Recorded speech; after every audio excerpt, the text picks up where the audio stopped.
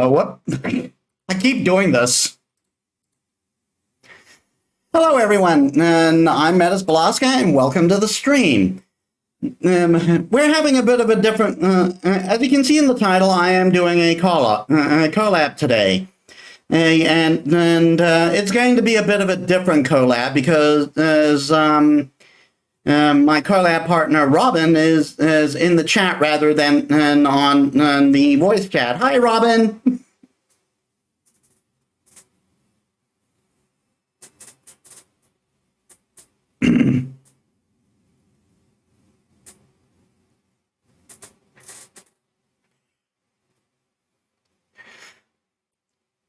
All right.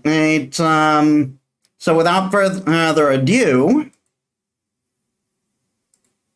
I already started up the game beforehand. I had to turn off the music, otherwise I would have gotten a mix of music in my ears.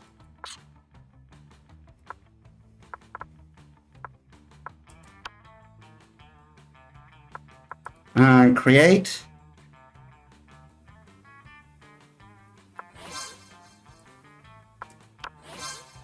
Oh, whoops. I did that last time too.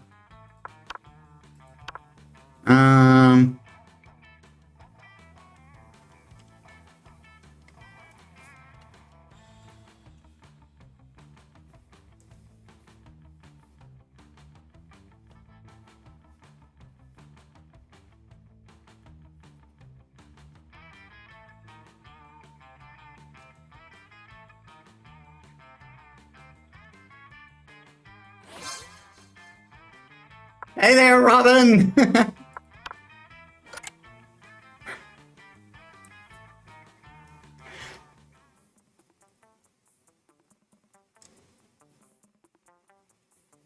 Okay, we are going to do a short game.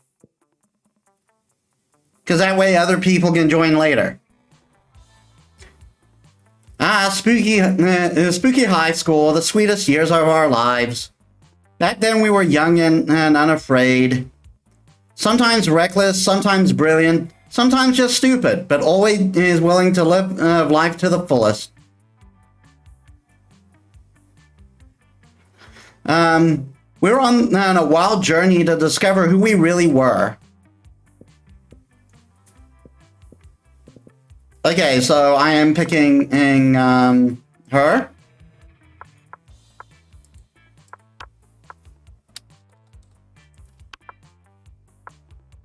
Let's go.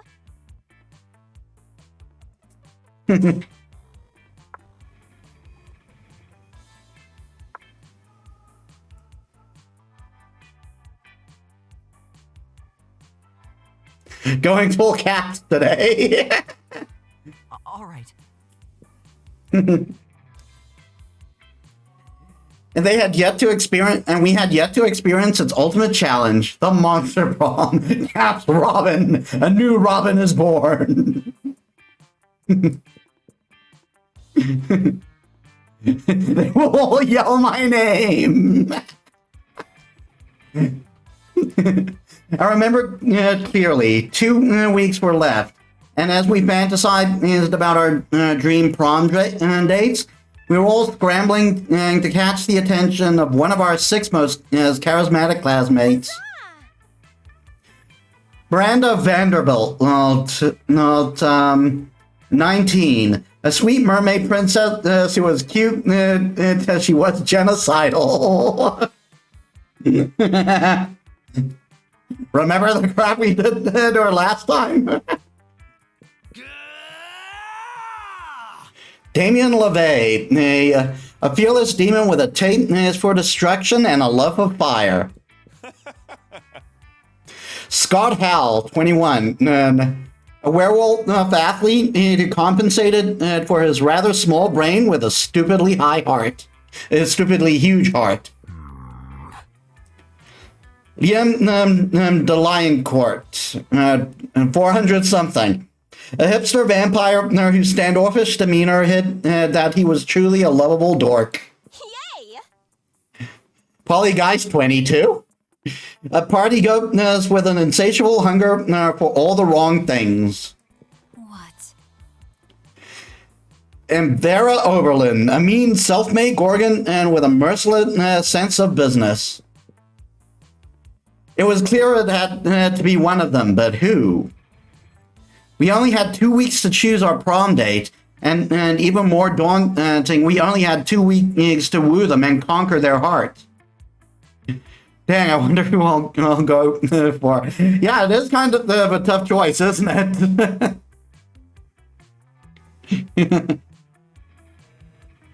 Well, I'm thinking of going for Vera, like last time, since we didn't complete that game.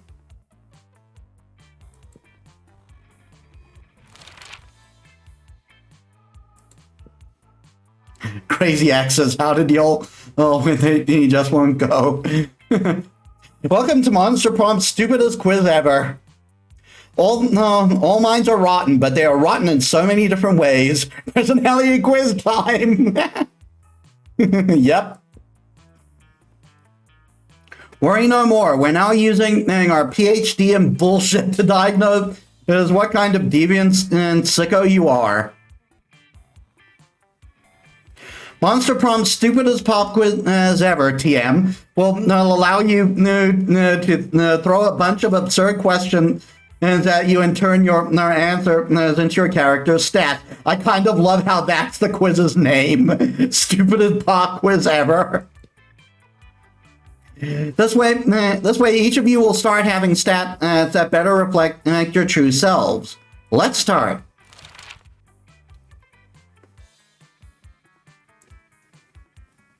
What is your soul emoji?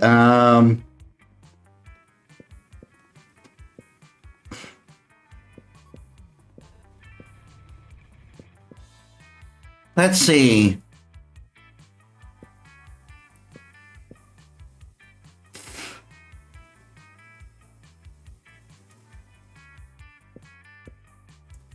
I'm gonna go with snowman.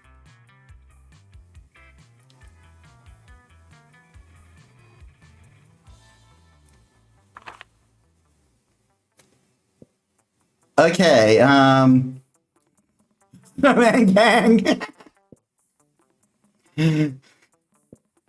What would be the coolest prize you can find in your box of cereal?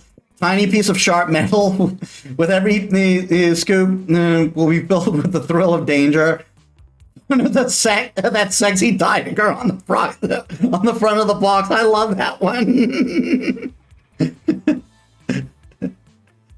And again, that phone number at the top there, 1-800. Great. A sample of a more nutritious breakfast option. Some people are encouraged to stop eating. Some people are encouraged to eating that colorful crap.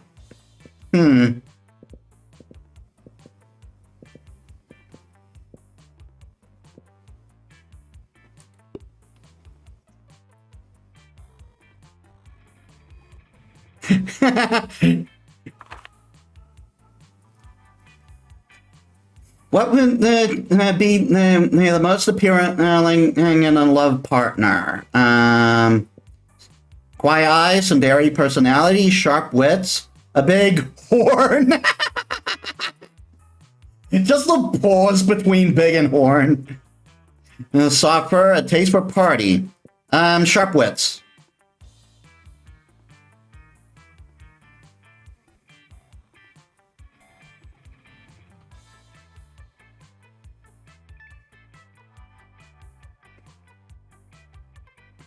Oh dear. Let's go. I picked the wrong one. I wanted to get in. I wanted to get in on Vera.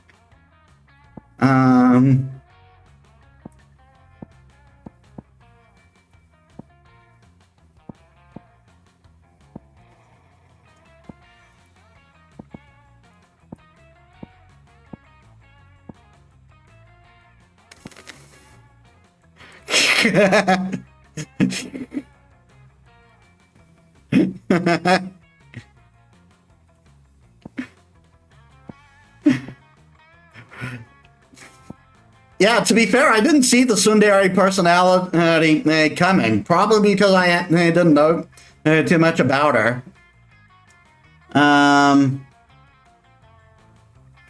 I've got boldness and smarts. What I could use is money. I think money was Vera. Though I do need to get boldness later down the line. That day you spent some time on the library PC sending malicious spam emails in the hopes of stealing other people's money. Congratulations, you have been chosen to win big. Real, not fake. Real cat. I love how on the nose this is. It doesn't sound very nice, but who's really the one to blame if they respond to such a blatant scam? Wasn't money the genocidal princess taking my girl now? Oh no, I think money's also a stat for Vera. I think I remember Vice saying.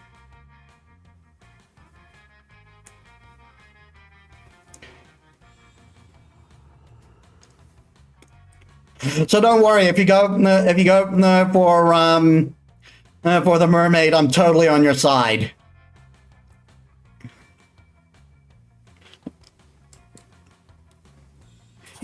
Minus 10 karma, which isn't a stat in this game, so who cares? In game +2 money. Liam and Damien stand over a pile of books, and Liam has gathered money. Yeah. Has gotten the pile over a pile of books Liam has gathered. They're scowling intently as if the books have personally wronged them. Mainstream. Our school teaches the most common mainstream basic material imaginable. I think there's only one thing we can do, really. Petition the school to include more works of value. Burn the books. Damien, you're absolutely right. Fight against the anti-intellectualism. Must be the fight against anti-intellectualism must be telegraphed with strong action, not empty words. I think burning books will kind of send the opposite message. Damien snaps his fingers and the books burst into flames. You have to admit, between the petition and then fire is the much cooler option. Damien will give his older win respect. Unfortunately, it's at this exact moment that Crazy Martin chooses to appear. Oh no, not again. And he always thinks these things are my fault just because they are. I can't get the tension. I'm seeing a nondescript yoga resort concert this weekend. And the band only plays once in a blue moon when the lunar eclipse line ends up with... There's no time limit. There's no time to let Liam finish. Quick, step in and be the hero they need. Tell him that it was a 3-horn paper gobbler on the loot that's planning to devour the entire collection. Burn down the entire library. No point of origin, no proof of culprit.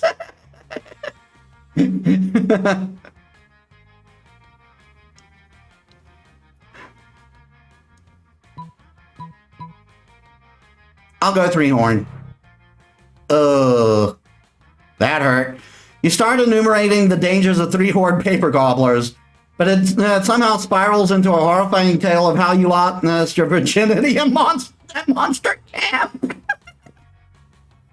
It's a sordid tale involving sangria, ill-fitting lingerie, and being walked in on by the counselor, who critiqued your clumsy sexual technique. Liam's eyes are getting wider and wider. Damien looks like he's getting sick.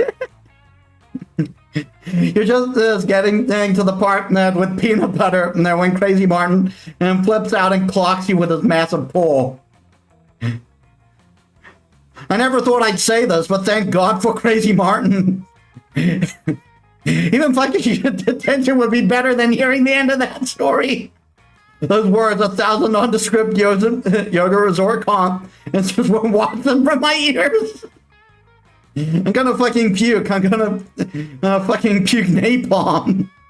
Wow, you need to work over on not oversharing, or at least come up with a much cooler story about your first sexual experience. You lose -2 fun, -1 charm, and your classmate needs know way too much about you. All right. Going bold. That day you skip class and just hang out in the bathroom because you respect no authority. I guess some people just want to watch the world burn. By skipping class and hanging out in the bathrooms, you get 0 shits but gain +2 boldness. Afterwards, you discover you've been poisoned, and only Vera has the antidote. She does this all the time. There you are. Thank you so much for coming.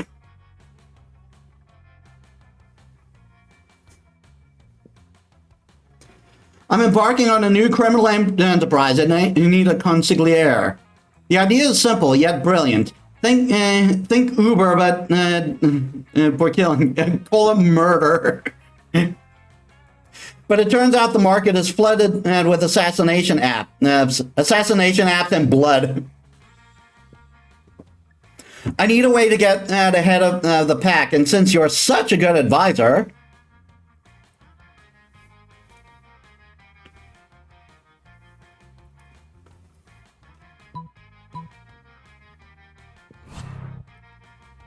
well,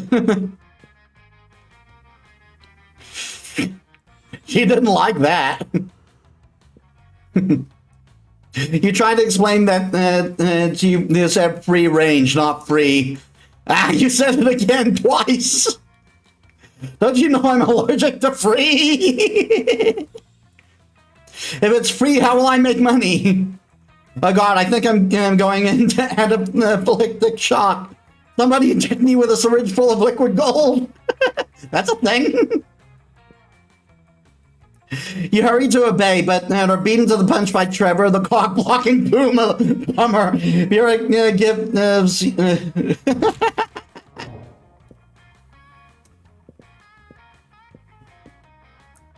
Okay, let's go random on it. This. All right, you go first, Robin.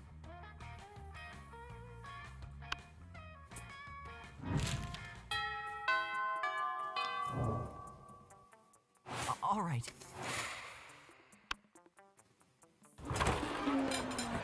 As usual, Miranda sits before her immaculate array of careful arranged silverware. Damien, so this is the one for killing people, right?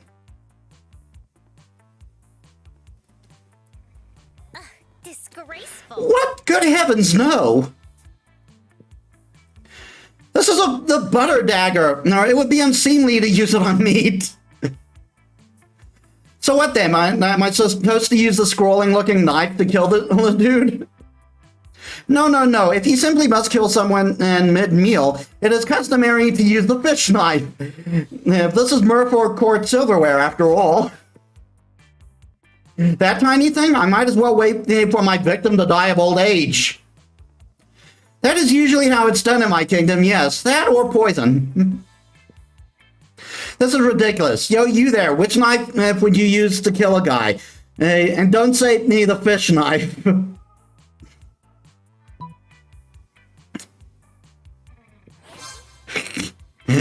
Going for Damien, I see.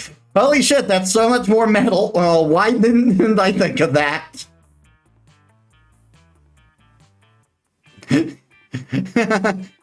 That's true, you were going for Damien in our interrupted playthrough, in our incomplete playthrough, weren't you? You lost charm anyway. That's fair. Thank you, opening my eyes to the world of silverware-related murder.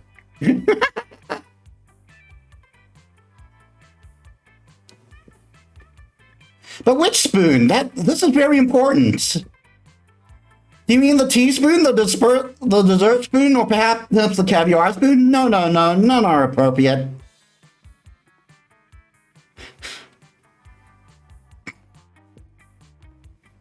What about this spoon here, the one with the jagged edges on it? Doesn't that kind of defeat the purpose? Oh, you mean the murder spoon? Of course not. That's for hard-boiled eggs.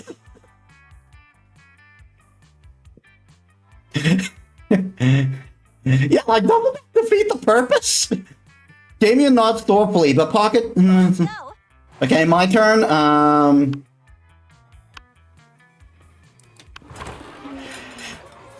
Vera's drinking her customary lunchtime scotch because you can drink whatever the hell you want at the school. But Scott, it's not making it easy for her. Oh. Hey, Vera, what you drinking? What? Love that outfit. Sorry, I'll wait before clinking. Yeah, sorry, I'm kind of slow when it comes to reading. Scotch, why? Because it smells like a delicious forest fire and I'm curious. What's it called? Scotch. Yes? No, that's what it's called. What? Scotch. Yes? No, I'm not saying your name. I'm saying the name of the drink I'm drinking. It's Scotch. It's mine? No, it's mine. Oh dear. That's fine. This is kind of the first time we're doing a collab this way, so it's understandable. No, it's mine. Then why is it called Scots? That's just what it's called. Oh, is it like an energy drink for Scots? I mean, it's like an energy drink for Scottish people. Hey, I'm a Scottish person. I'm as Scottish as it's possible to be. I'm the most Scot. No, what will it take to get you to drop this issue? Scott's not going to drop it unless you do something, and so you better cut in and say. Yeah, it's called Scott's, but today's opposite day, so everything that's Scott's is actually Vera's. You're right, Scott. That's your drink. That drink is your birthright. Chug, chug, chug. Well, we all know that. We know that's what I'm going for. Scott is the most Scottish person. Fight me. You don't mean today isn't opposite day? Don't you mean today isn't opposite day? No. I'm not sorry. Not Vera. I guess I'll be taking your drink. Wink. Wait, time out. Is everything that Scott has a Vera's, or do I have to give Vera all my stuff? Yes. Oh, okay. And does Vera have to give me all her stuff? Sure. What? Unfortunately for you, I have no stuff. All my possessions are owned by clearly disguised shell companies. Now hand over your wallet. Okay. Boy, opposite day sure is the best, isn't it? It sure is. After Scott leaves you alone, you and Vera definitely don't spend all his money on cocaine.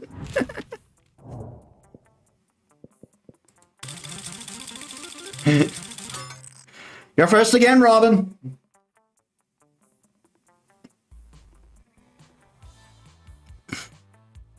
Oh, what? God, I gotta click.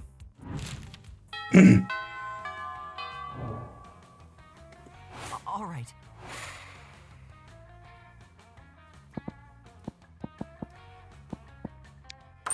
Hey, stranger. Oh, you went into the shop.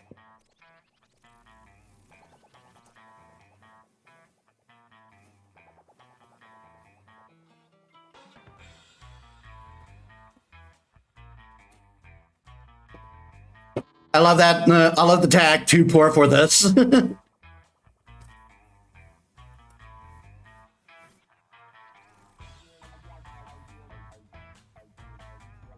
you. Let's go. Okay, I need to work on boldness. Oh, but you took the bathroom.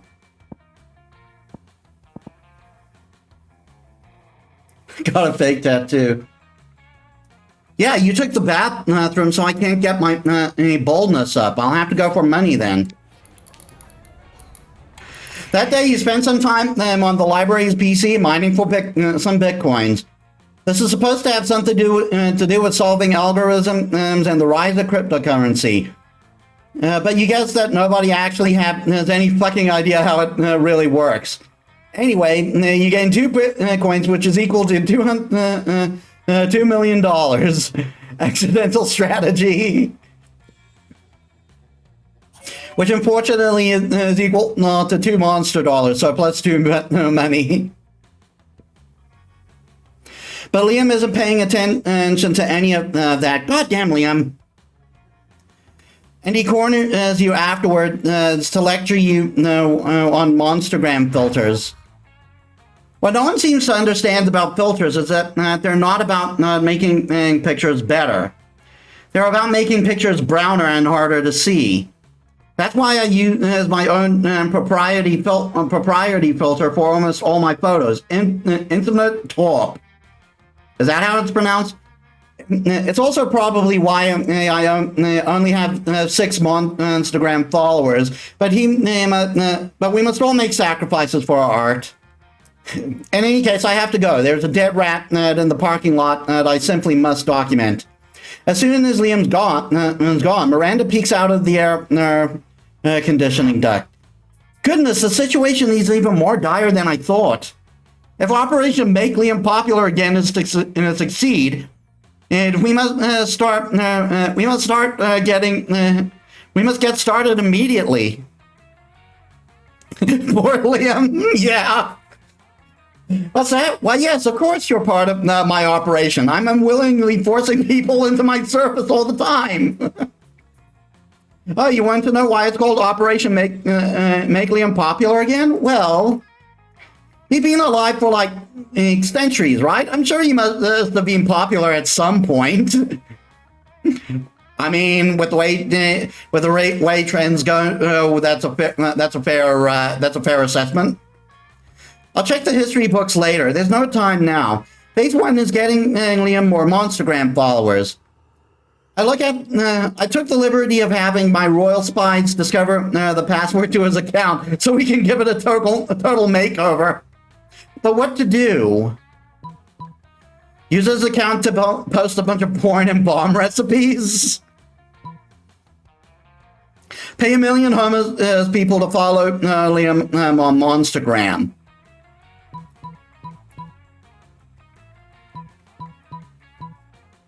I mean, we have the money for the latter. I think that will get him banned.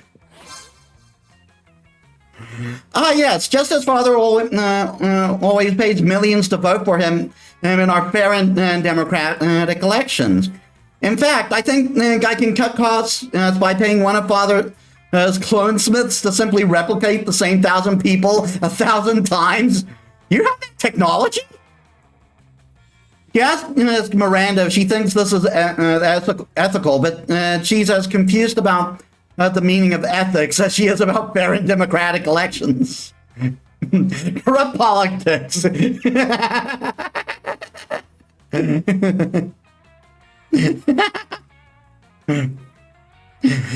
if it'll throw my ex, I will go corrupt.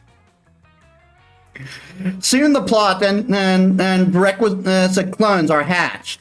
You run into Liam in the halls a few hours later. I'm distraught. My carefully husbanded unpopularity is crumbling before my eyes. Look at all these followers. Look at their comments. Totally real account 666. I love you, Liam. Another equally real account. You're so obscure and avant-garde. The sentiment they are expressing are objectively correct, and yet no, I cannot give in to the lure of the limelight. Give in. In spite of this, Liam seems to be enjoying himself quite a bit. You spend the rest of the day helping him curate his feed, gaining +2 charm and +1 fun in the process.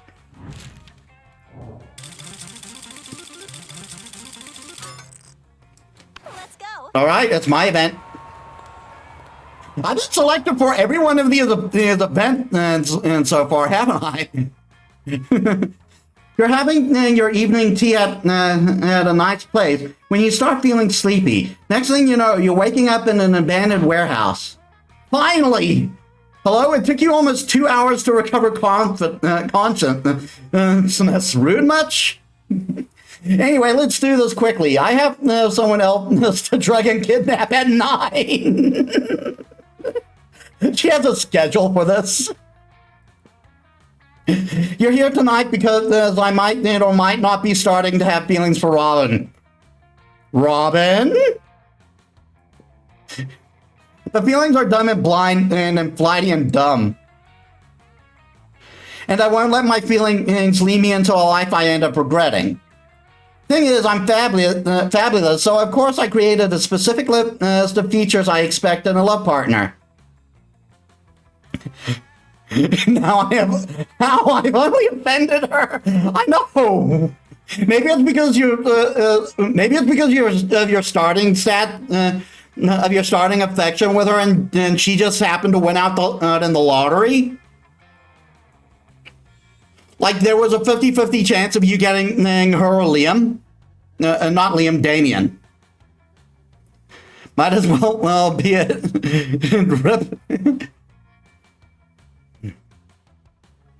You know, to guarantee I won't end up murdering them out of boredom and contempt. And you know what I appreciate in people? Ambition and direction. I want someone that's thinking beyond just where they may want to go this summer. I want someone with a plan, so we both can be fabulous and conquer life in our own fierce ways. So tell me, would you describe Robin as an ambitious person and that has planned an amazing future for themselves? Yeah, Robin has their entire life planned out in a set color of coded manila folders, planning all potential scenarios, tons of charts, and even some thoughts on their lineage, on how their lineage would continue their master plan. Sure, you know, Robin might get a burger joint on the weekends according to their plans. 20 years from now, they might become the manager. Also, they have a very serious plans to become platinum by next year. I get what that's referencing. Yeah, I'm going to sabotage you on this one, Robin. Great. And just in a soft boy in a burger joint, let me be you too. That really sounds like a plan. Becoming the manager of a burger joint, the pinnacle of a winner's life. A mediocre salary and free burgers, everything a girl could dream of. I can't wait for 20 years of helping them get there. No, sorry, I meant I can totally wait. But you know what? While waiting for that, I could do something productive. Like look for another potential love partner, one with ambition and that can be defined with words other than sad and pathetic.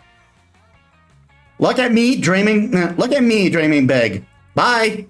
Be relieved as I get 20 years from now when Robin finally gets to be the manager of the burger joint. You won't get any free burgers from them. Meh, still worth it. You also gain +1 charm.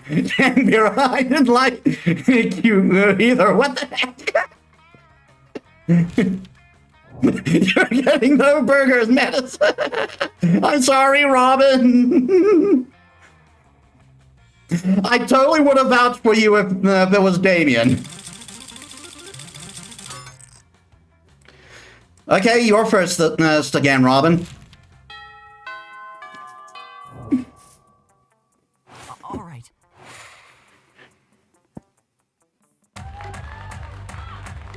That day during recess, you start at a half-hour raid that goes up is full crazy. Party to forget sadness.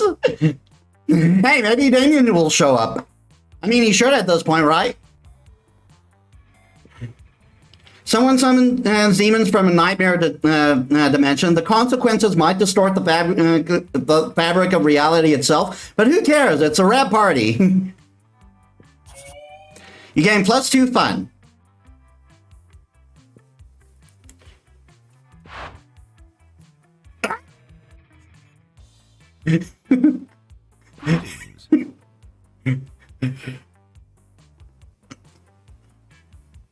The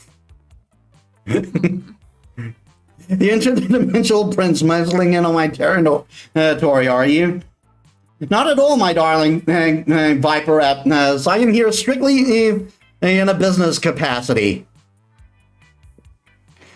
Business, you say? I'm all ears, except for my snakes, which are all tongues and teeth. It's simple economics, my love. You are an inspiring crime kingpin. I am a prince. I propose a merger. Probably because you got starting points with her. A merger of our resources, our minds, our bodies, and our spirits. Ew. Not bad. Interesting. Oh no, Vera's getting out her calculator. If she decides this merger is financially viable, good luck asking her to prom.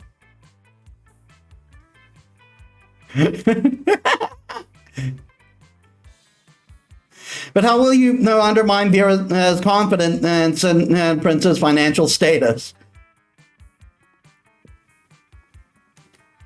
Replace all his gold with fish? Steal all his money in your high-frequency trading algorithm?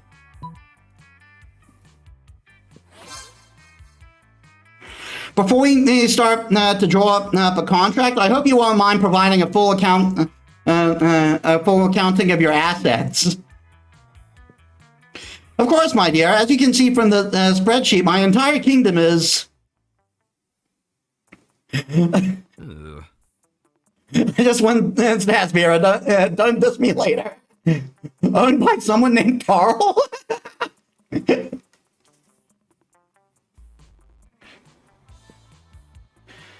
Let me see that. You idiot! Carl isn't a person, it's a computer algorithm. It's probably stands for something like computerized automated robotic light bulb? Sure, let's go with that. Nope, doesn't stand for anything. It's just Carl. You gain +2 boldness, +1 smarts. Cool, you got boldness. Go. Speaking of, that day you visit the bathrooms and take a number 2.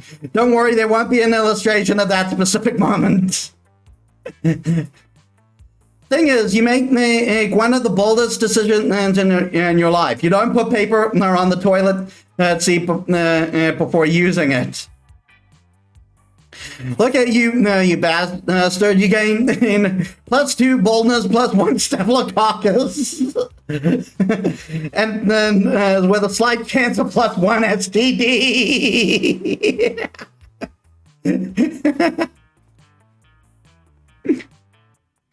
Would that affect me though?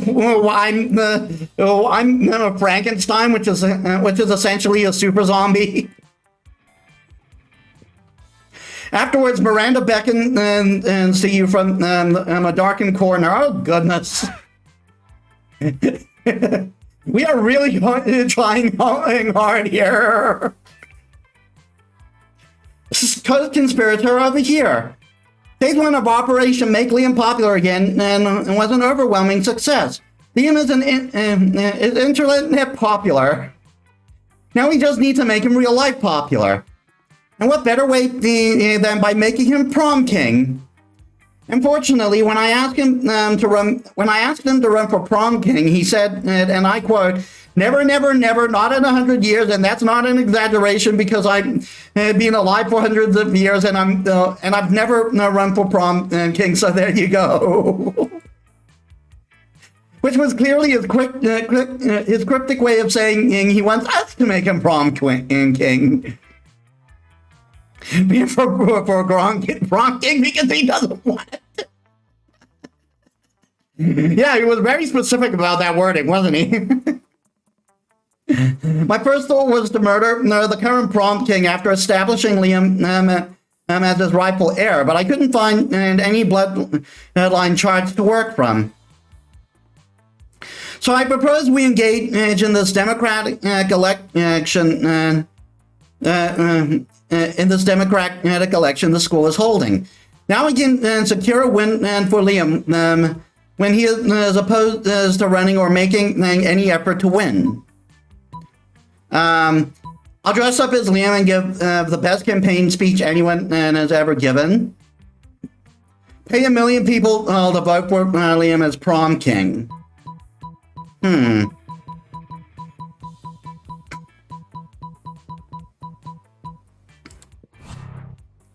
Arg. You sure you don't really look like him? You're sure? You squeeze into a pair of black pants, a leather jacket, and bolo tie, and the pink felt and a pink felt cowboy hat. You gather the crowd in the auditorium and launch into the best speech of your life. I'm Liam. Look at me! Ha ha ha! Yeah, it's me, Liam. Vote for me. Dang, Metis, tried not to be a corrupt politician, and this happened. Hey, Liam, I'm a Hey, I'm Liam. I'm a vampire, and I don't even poop. So, how cool is that? I'm Liam. Hey, that's not Liam. I'm Liam. I don't know. Says Leslie, the gullible goblin. That person on the stage keeps saying, "I'm Liam." Is that how much you all hate me? You're willing to believe that mockery is me just because it knows my name? I've always wanted to be outcast and hated, but this is too much. Liam runs from the room and dang, I lost smarts. I might have screwed myself here. Hiding his tears with his hand. Wow, you're a real asshole. You lose +2 creativity, +1 smarts.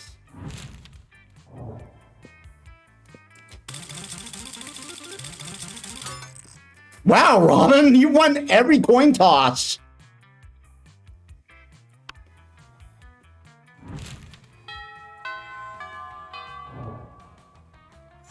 All right. You find Damien brandishing his usual silverware, a hammer and chisel, while Liam looks on in horror. You can't eat that! Watch me. First of all, it's made of one seamless piece of obsidian. So it's low calorie. And second of all, it's a lit phylactery. Part of this balanced breakfast. It's lunch. You're just jealous. No, I'm nervous. Nervous that you're going to eat that, get possessed by a lich, and kill us all. Well, I'm nervous that that's not what's going to happen. Looks like these two are at an impasse. Maybe you can solve the dispute and score some romantic credit at the same time.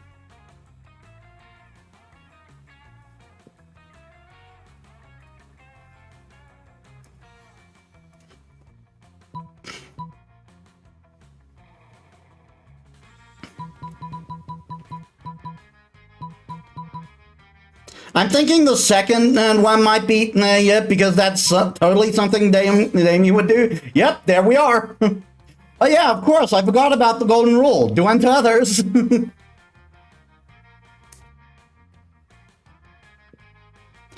Whatever the hell you want, whatever the hell you want, because it's funny. What? No, this is an outrage. I don't even eat food, let alone an edible object suffused with eldritch magic. Well, there's a first time for everything, Dracula loser. Down the hatch. Damien Forcebeat is the dreaded artifact to Liam. He's instantly possessed by a dark energy. I am the Dark Lord of the Night, the heresy of ice, devourer of joy. What a nerd. Liam has to go to the Nerf's office to get the curse removed, while you and Damien rob a bank to celebrate. Let's go.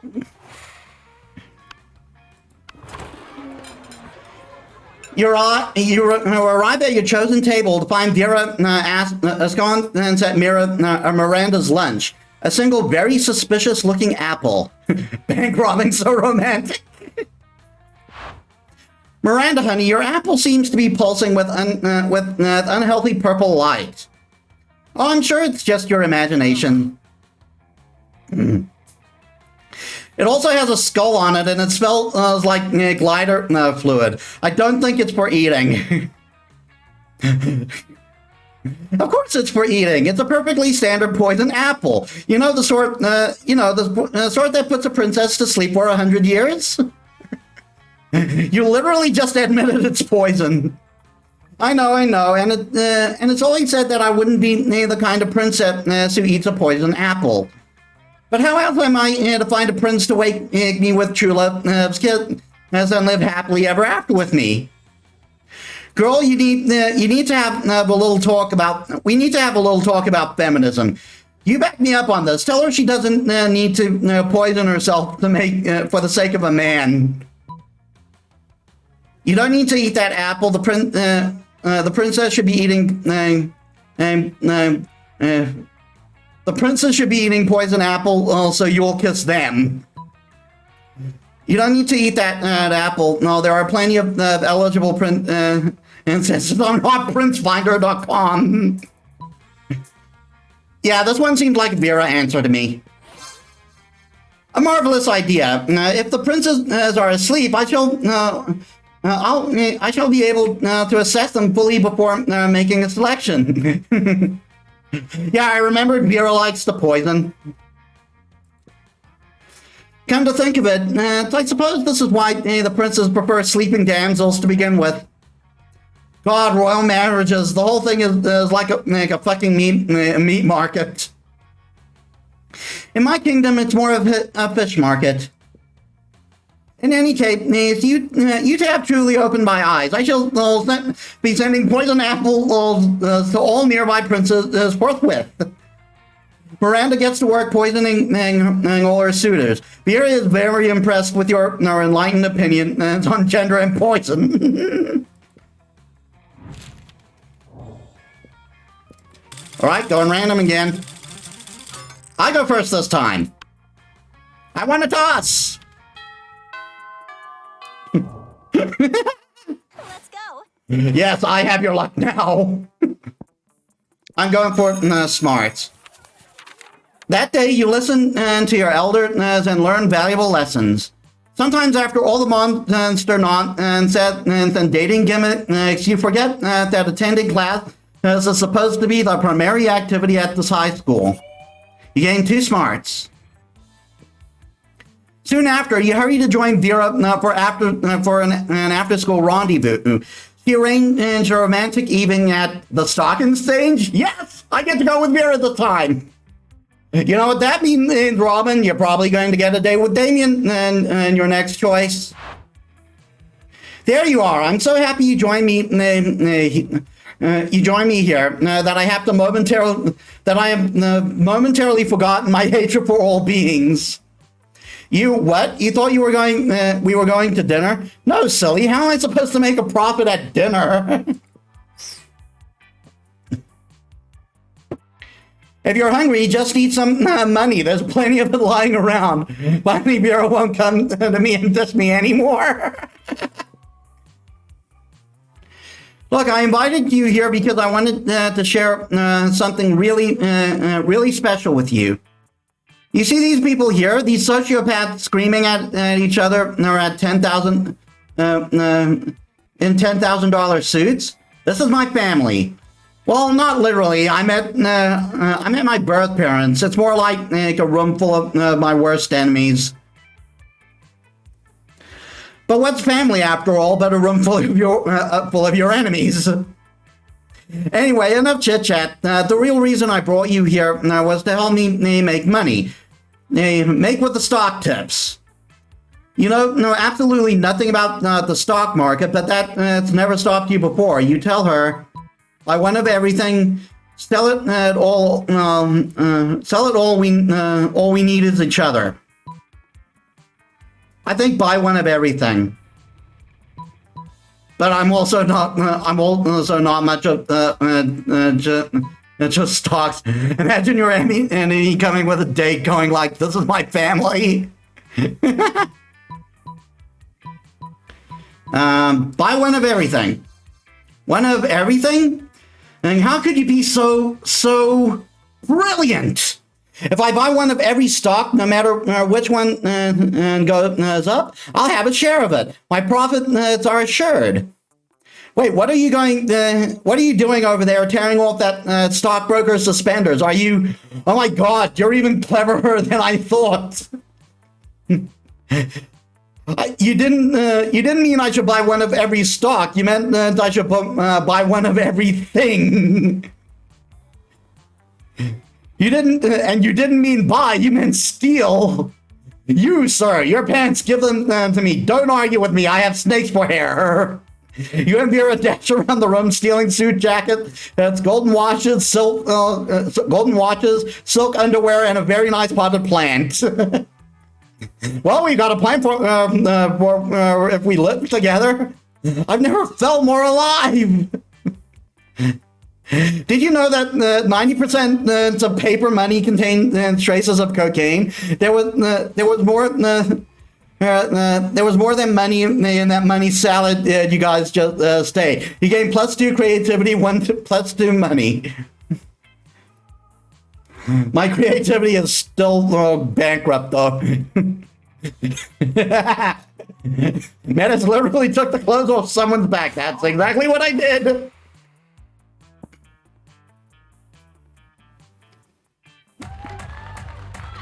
That day during recess, you start half an hour. At one point, Yuan, the small magical Latino cat, slips on a banana peel. You start to laugh at him. He asks you to stop, but you don't. And you laugh so hard at him that you somehow steal +2 fun from him. Hooray! Robin's stealing on the metaphysical level. You're daydreaming about how Damien would look walking down the aisle towards you.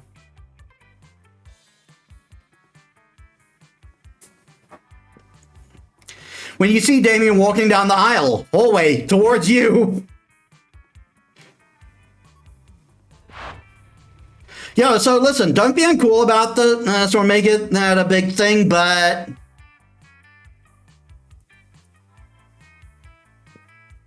I think you're pretty rad, like maybe even as rad as I am. Go, Robin! I'm totally with you on this. So I thought it might be sweet if we could, you know. Oh, he's blushing. Do some crying together.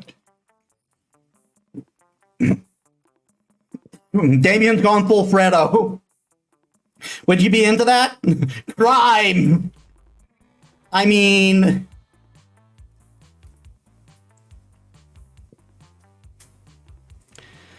Could you even fucking handle that? Yes, of course you could, and you would, and should.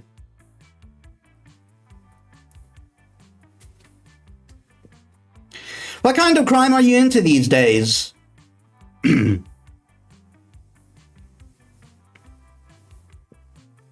Quick, suggest the most badass and romantic crime for an excellent date with Damien. Aggressive Damien gang. Tax fraud and light treason. Dinner and a movie, only the dinner is arson and the movie is also arson. Arson and arson? Yeah, I thought that would be the Damien thing.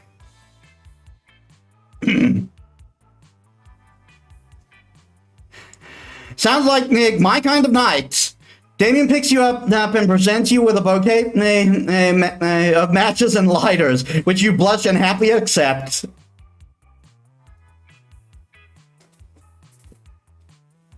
Blush dead. The two of you head off to the fan. You smile demurely as Damien pulls out your chair for you, and you and then it sets on fire. And then sets it on fire. You confidently order off the menu for both of you before setting both menus on fire. After a delicious meal, the two of you flirty squabble all over whose absolute pleasure it would be to pick up the check as the flames rage high all around you. Dang, this date is fire. Ready to head out for more arson. Heck yeah, you are. The two of you head to a movie, immediately setting your ticket stubs on fire.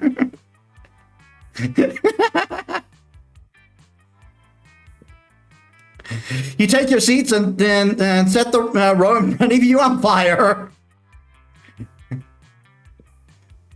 You talk through the preview as the flames leap higher and higher, bathing you in a romantic glow. It's the hottest date of all time in so many ways. Hey, I had a really nice time tonight, Nate.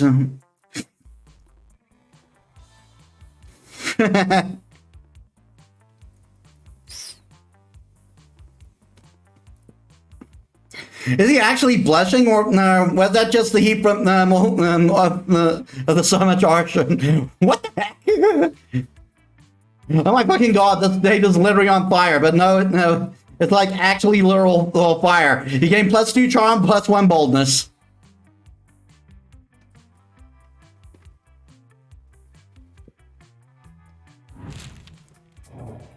All right, prom night. I hope I have all the right stats. Hey, you.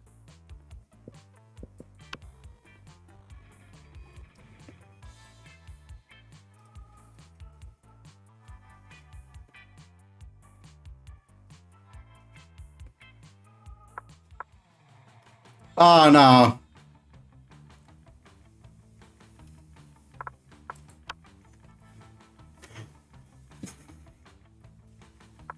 Jesus, we've been bamboozled again, Robin.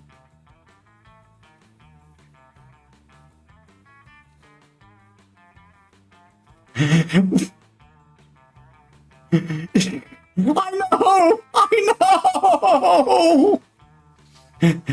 Same.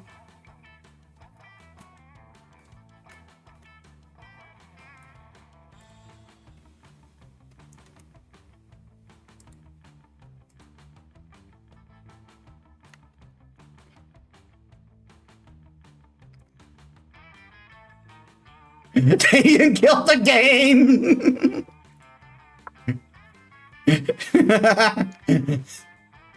He set the game on fire. He ruined Monster Prom.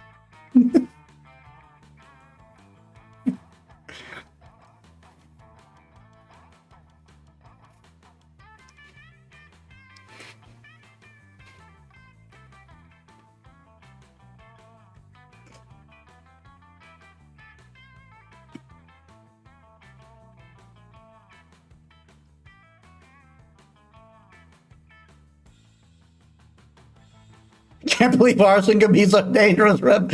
Never would have thought.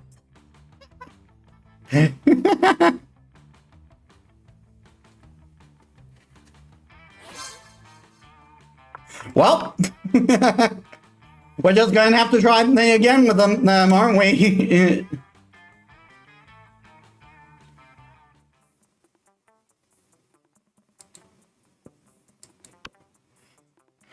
By the way, if anyone else in the chat wants to join, and then let us know, and we'll put you in next game. We're going to skip through this since the previous game was interrupted. Oh, whoops. No. No, I don't want her. Don't want her.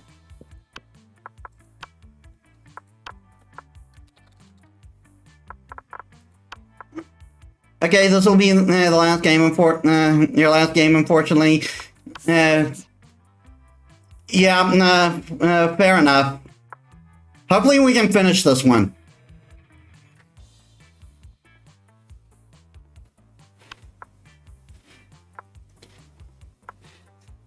Now we go mean double caps, Robin.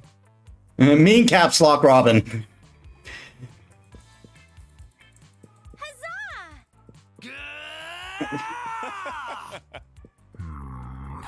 Yay! What?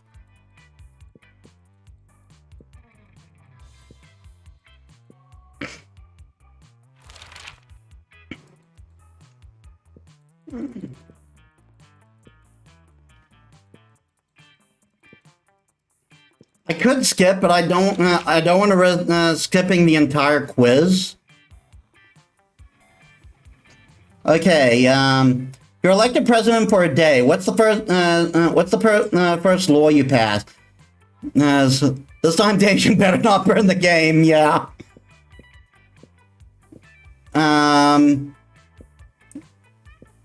Deduct tactics by writing sonnets instead.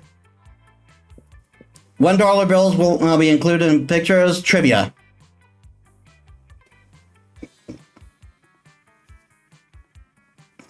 So you got charm, I got smarts. Radioactive possum just busy. What superpower did you get? The incredible power of writing fanfiction so compelling and so that actual creators of TV show decide to go by go with my ideas and crazy ships. Probably rabies. I go to the hospital immediately. The superpower of always choosing the right combination of emojis to get the desired reaction from people. Seducing my loved ones, burning my enemies, settling any argument, and even conveying complex emotional thoughts. Probably rabies.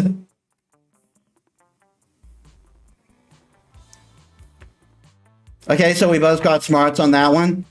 You find a genie in a bottle. You ask for what you can ask for whatever you want. What do you ask for? Before negotiating, you try to negotiate up to 3 standard wishes. Him not to be so cliched.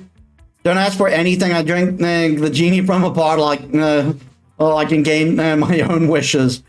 His friendship. This sounds like a Vera answer to me. Yeah! Now we're going to get the right ones. We don't have to work as hard. I need money and boldness.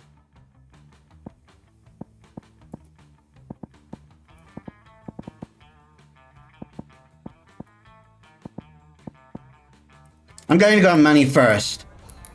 You spend the day you spend some time on the that day you spend the time on the library's PC sending malicious spam emails in the hope of stealing other people's money.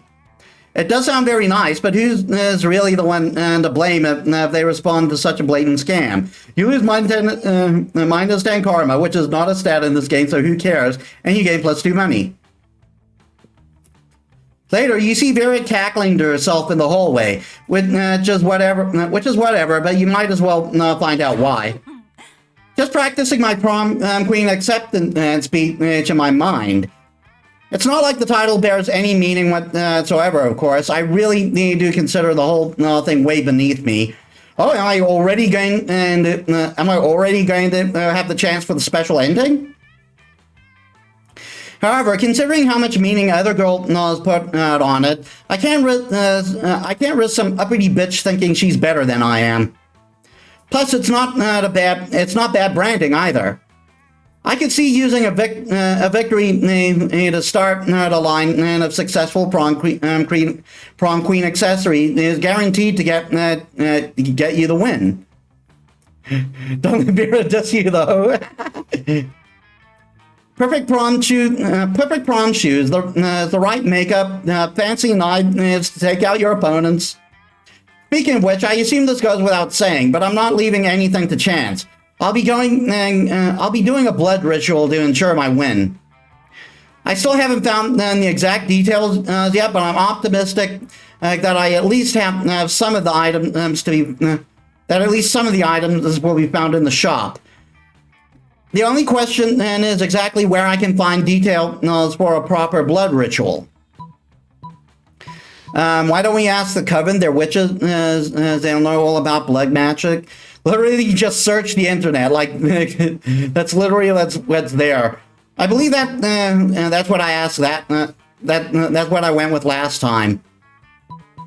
But do I have the stat for it this time? I think so. Yes! Alright, good call. Sometimes you get caught up in the grand scheme of exploiting blood magic to secure a petty victory that you forget about the little things.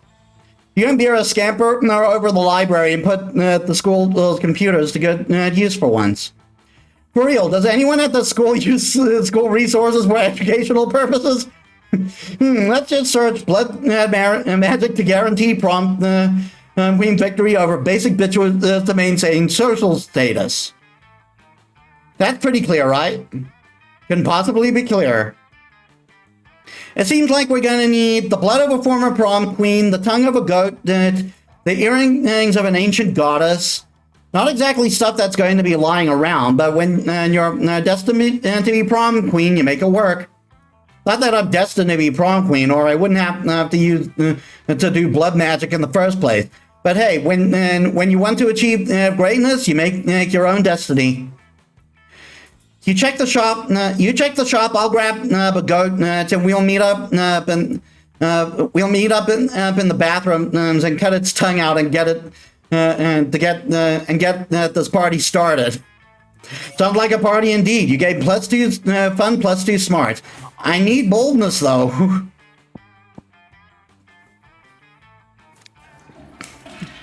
You really like that boldness. You really like that boldness stat, don't you, Robin? Some people just want to watch the world burn.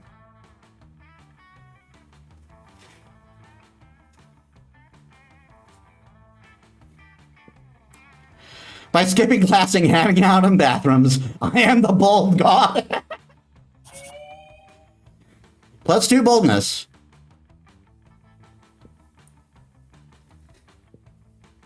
You're chilling out, not murdering anybody when Damien slinks up to you.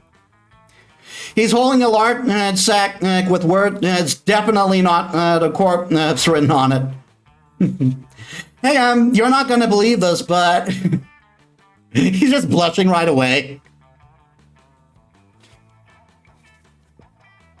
There's definitely actually a corpse in this bag. You never would have guessed. Why is he blushing about it? Now here's the thing. I'm not saying I'm exactly responsible for making this corpse. At least not without my lawyer present. But let's just say that I apparently had different definitions of rock, paper, scissors. Anyway, I'm not interested in going back to jail, so I need to help. I need you to help me hide this body real quick. It would be an extremely attractive thing to do so. Jail. But he won't be able to take you to prom. Luckily, hiding dead bodies is kind of your thing. You share your brilliant solutions. Can confirm. Disguise him as a drinking fountain. No one will know the difference. Just chuck him in the garbage. He'll blend with perfectly with my collection of vintage dead bodies.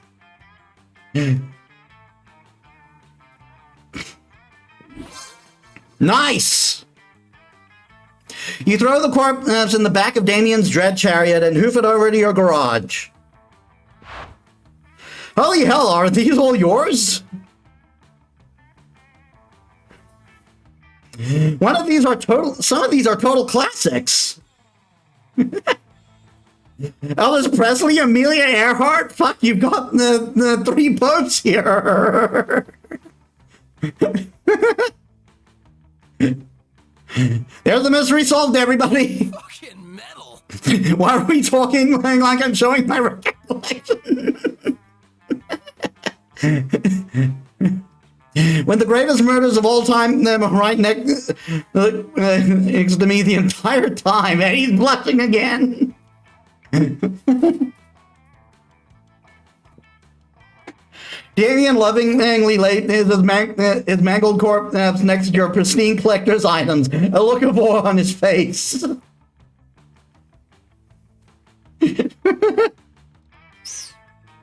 Serial killer Robin. Joke's on him. You're actually you're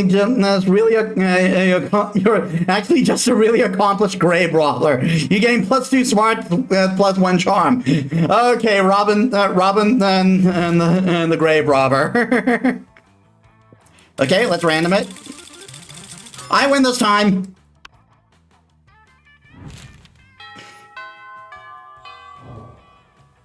Let's go. Oh no. Oh no! They're together, Robin! They're together! When your crush lets you put a dead body next to their collection. Oh no!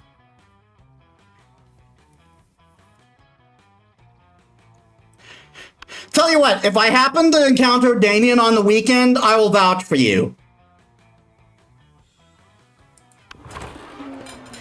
You find Damien and Vera hunching over a scale model of Spooky National Bank, made of milk cartons, lunch tray, and ketchup packets. All right, we'll go in through the entrance, disable the alarms with an EMP, and blow the safe. Why don't we just blow up the side of the entrance, blow the alarms, and blow up the safe? Because we only have so much P4, Damien. That sounds like a personal problem. What's this thing? Damien points to a kosher bill picket that's in front of the vault labeled Police Ogre. That's the Police Ogre. He's got eyes all the way around his head, never sleeps, and doesn't take a bribe, and is invincible in combat. Can we blow him up? No, we can't blow him up. We need to find a way to round him.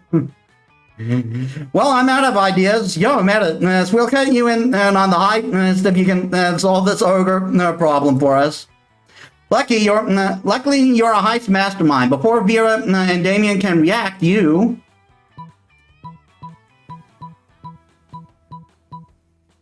rob the bank and split it with Vera.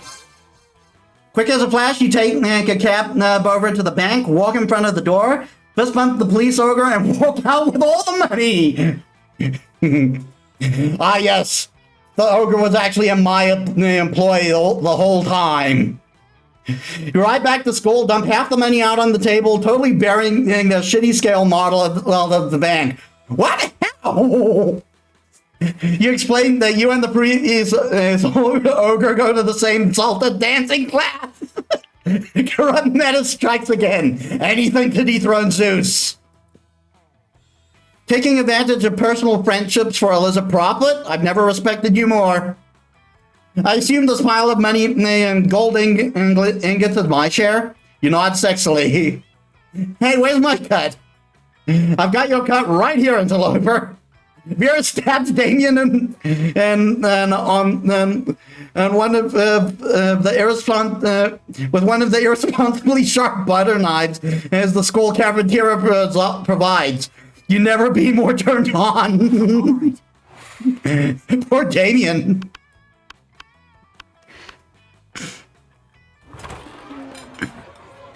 You arrive at your table to find the coven eating and Polly and Mira screaming. We're under attack! Alarm, alarm! Summon the guards! They're using their bizarre mind powers on me. The cute tall one and is my less attractive evil twin. She uses shades on me just like she uses shades just like me. Clearly because the evil twin. We're not attacking anyone, and we're eating you. What do you mean less attractive? Disgraceful. Lies, subterfuge. I feel them in my brain, making me less cool and sexy. Ah! Wow. Always the same with you. every single lunch hour. You can't allow your friends to be attacked. Quick, save them from this fiendish menace.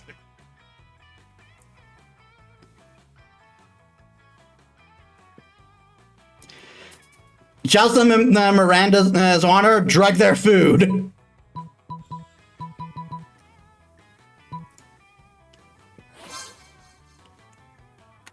You reach into your pouch of drugs and pull out a handful of miscellaneous pills, which you sprinkle in the Covenant's mashed potatoes. What are you doing? Are you trying to drug us? Idiot winners don't do drugs.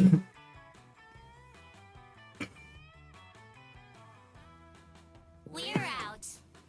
You know what? How about we just move to another table? Cool.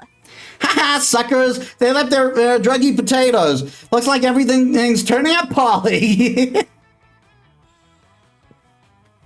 Polly eats all the drugs out of the potatoes and then dices, and then decides she's a canoe that thinks you're kind of cute.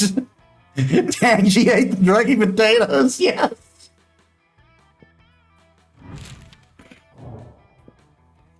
All right. I'm first again.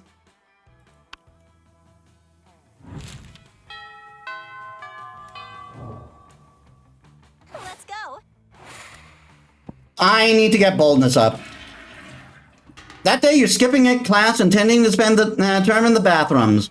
But you encounter 3 wild hyenas on the way there. Who the fuck runs security here? Anyway, you subdue them with the help of a Heracon. God bless the Monster Scout. It's in all the idiotic scenarios they're prepared for. By the time you get to the bathrooms, you're totally in-game +2 boldness. My luck! Without warning, Vera pulls you aside and hisses in your ear. Oh my god, the stalker's back. You follow her pointed finger to see a guy dressed in a white toga and winged sandals, facing away from you. He looks like a creep. He's been following me everywhere. He thinks I don't notice and checking me out to that mirrored shield he has, but I totally do. It's such a chore being this beautiful all the time. How am I ever going to get rid of him? Threaten to feed the damsel to a sea monster that'll distract him. He looks Greek. Why not bribe Zeus, king of the gods? Am I seriously going to have to ask my ex for help?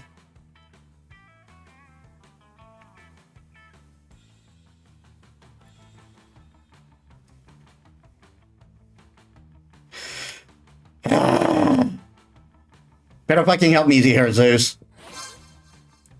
You buy a bunch of wine and hookers and burn them on the golden altars of Zeus. The clouds grow with an earthly light. Thunder boom. There's a bolt of lightning and crackles and strikes Vera's stalker. Ow, he screams, "Fuck you, Dad!" I wish you'd never turned into gold dust and pissed on my mom.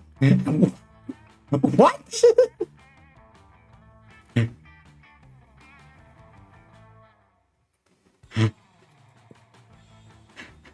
Badly singed, the stalker limps away, shaking his fist at the sky. Been quite pleasing. Hey, that was cool, thanks.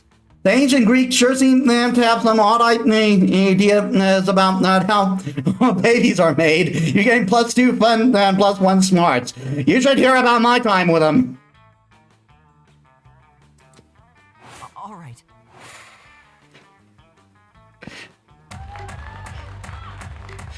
That day during recess, you start a half-an-hour rave. But at one point, there are like 300 people.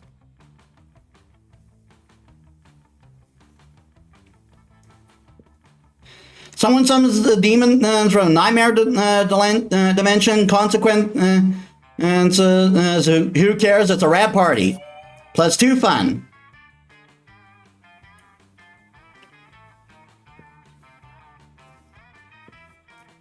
You're minding your own business when Damien comes rushing through, punching everyone, and is minding their own business. Fuck, I'm so angry! I'm so angry I want to pull my own skull out of my out and eat it. Angie.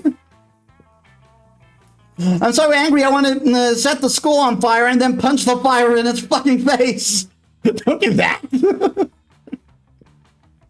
I'm so angry I want to spend years accumulating political capital so I can become president and then use my nuclear codes to blow up the sun. That's a long-term goal. And you're standing in my way. Move before I punch you so hard you'll remember the melancholy, the time, with melancholy, the time you could move without all your bones hurting. Corrupt Damien. Oh no, violence incoming, think fast.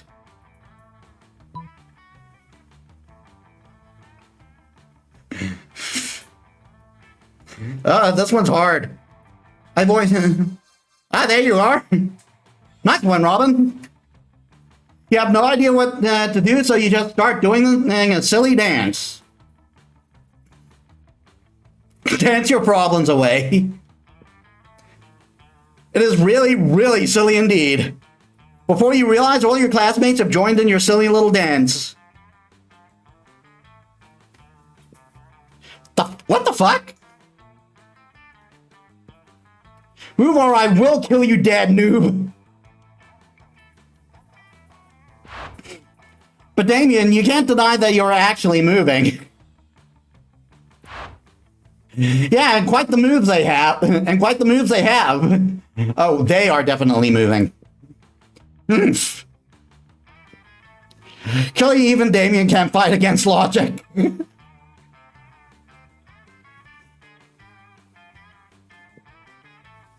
Maybe you should move, Damien. Don't be such a loser.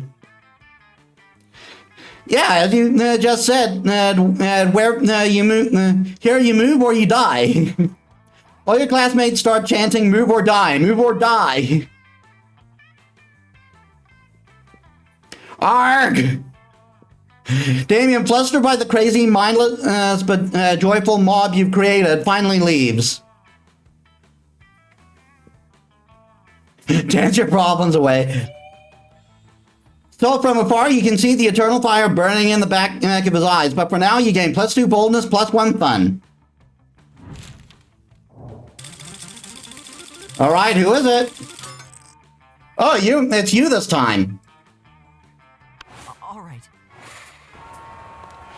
There you are, minding your own business, and spying on your classmates' way when suddenly...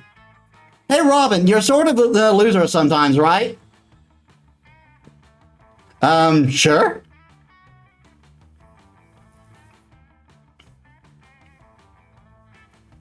Hey, Rosotic, welcome to the stream. Jeez, I can't escape her dissing. How have you been? And you hang out with other losers like Metis, right? Because Metis is a total loser. There I am getting dissed now. She disses everyone equally, I guess. Who I happen to maybe be developing feelings for.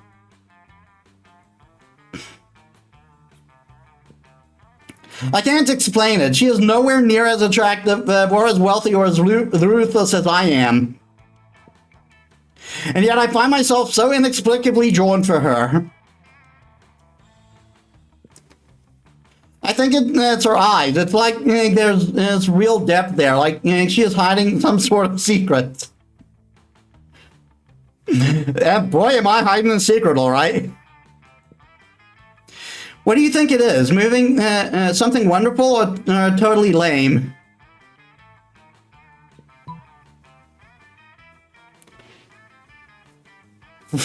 The secret of communism doesn't believe in ownership of material goods. And the secret behind the secret. I love that book. Thank you, Robin. Meta secret, corrupt politician. Meta secret, Ursa forever, ex Zeus, just out of spite. And any publication that puts me in a position to once again assert my superiority or others, as with hard work, can win me over in a heartbeat.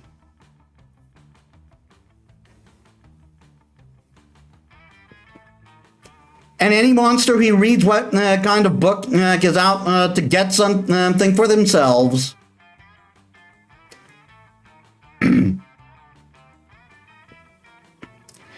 In this case, possibly me.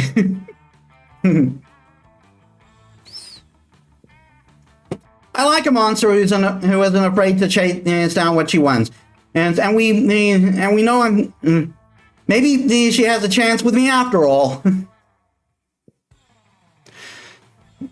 You were finishing up some shoveling snow.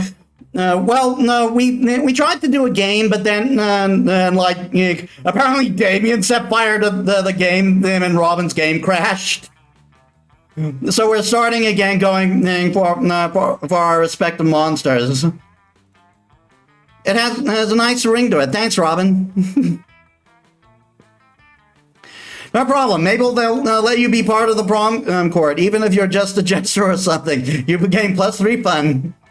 Nice. How do I help you with Damien, Robin?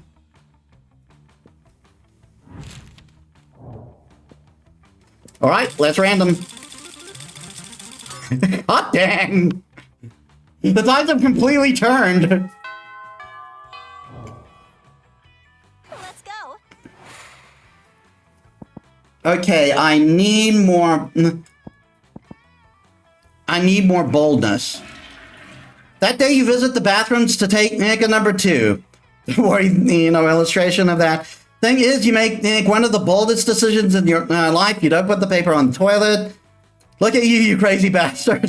+2 boldness. Hopefully I get money off of this. You see Vera looking at her phone, and she's obviously pissed, so you decide to talk to her. Not another dick pic. Good lord.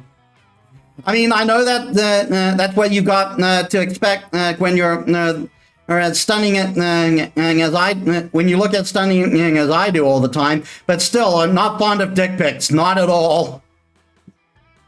When are guys going to learn dicks look gross? Sending me a picture of your dick is not a treat for me. I'm not going to frame it and put it on my wall. I'm going to put it in a folder called Sad Loser, then delete that folder, and then I'll probably set the phone on fire just in case. Let's be honest, that's probably the least those type of people deserve. Hey, you're pretty unpleasant, right? Help me figure out what to say to this guy so he'll stop trying to make me look at his wiener.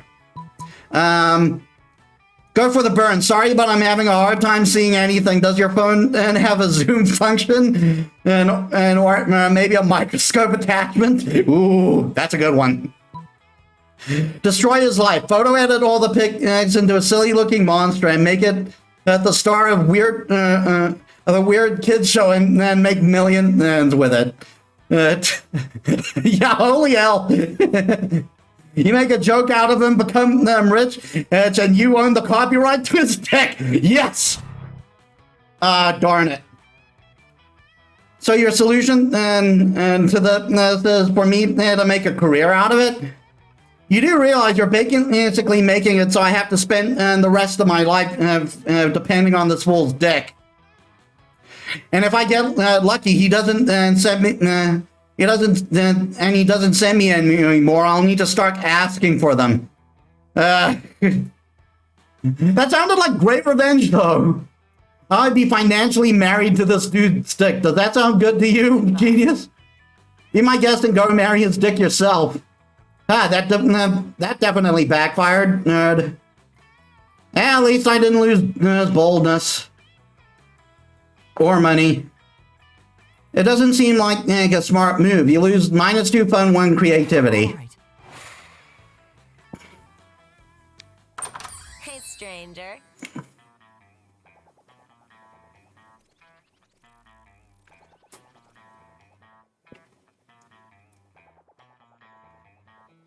See you later. Getting the tattoo again.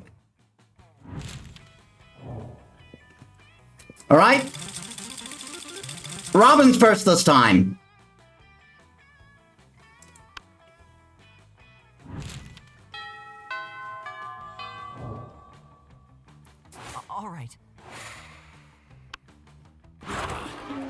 What are you doing?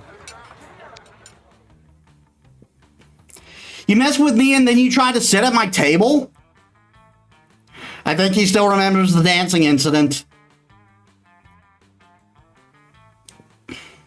Go away and get ready to die, fuckhead. You just eat in the corner in silence, and will you die soon? Who knows? Meanwhile, nothing else happens.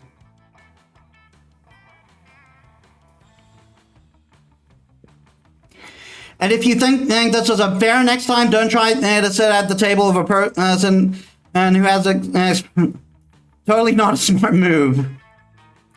But this is your chance to charm him. Let's go. Oh no, you got nothing for that. You take your seat, and if you didn't know any better, you would say that it seems like Vera and Polly are almost more interested in their phones than they are in you. And you know better, and you know what, and you know that, yes, that is exactly what's happening right now. It's nothing personal, Metis. It's just that Polly and I are very engrossed in texting our financial slave.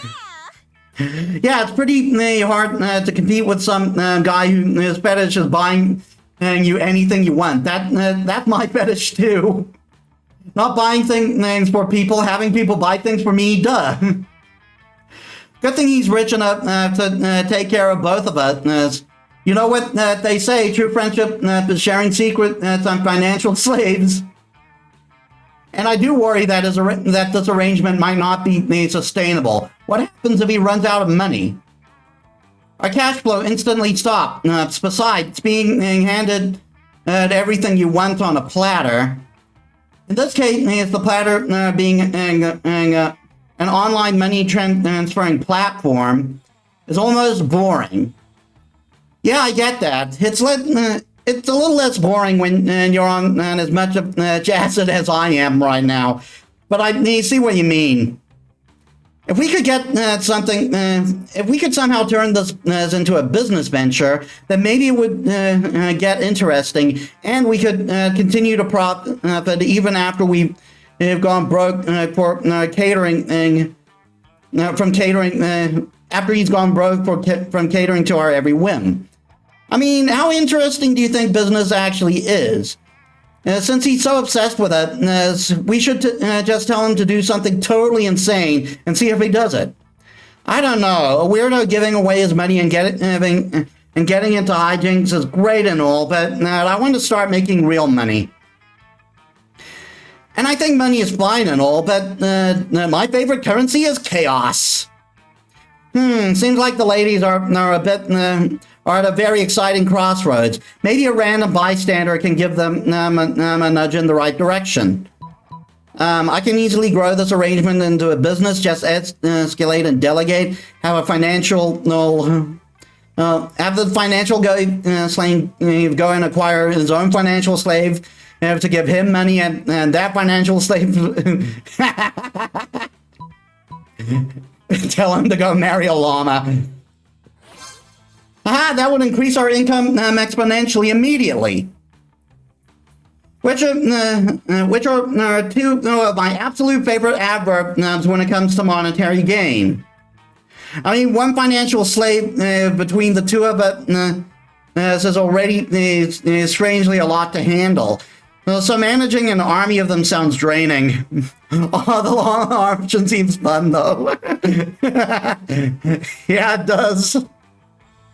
But as long as it's a pyramid scheme and we're on top of the pyramid, where we don't have to actually deal with the lowlifes, who cares? I think I'll just go check on my toilet wine. Don't worry about her. Polly wouldn't know a good business idea if it slapped her on the ass. Which happened one time, actually, but it's a long story, so forget it.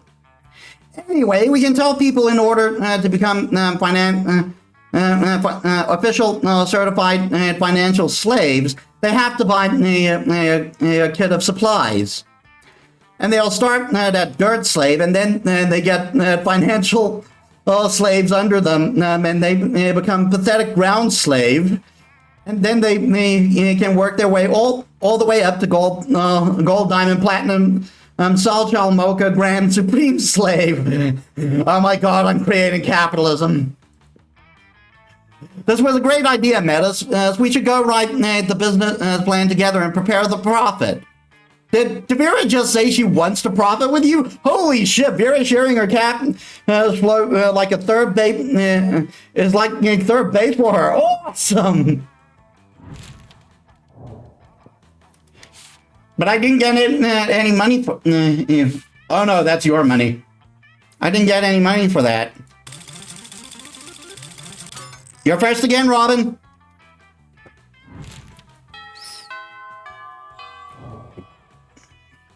All right.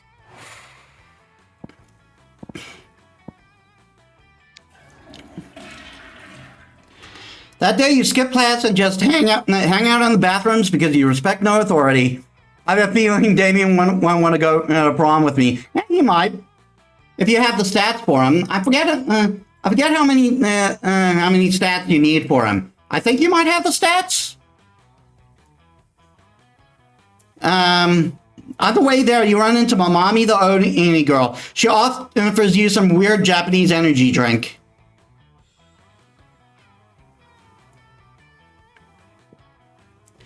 You take a sip, it tastes crazy as hell. You need to check the contents of this shit. Boronate seed extract, benzoic acid, 50 grams of caffeine, and 100 grams of boldness. Well, it wasn't bad at all. You gained +2 boldness. Thank Manami and proceed to the bathroom. Mamimi. Despite everything else that happened, you're just solving some Sudokus.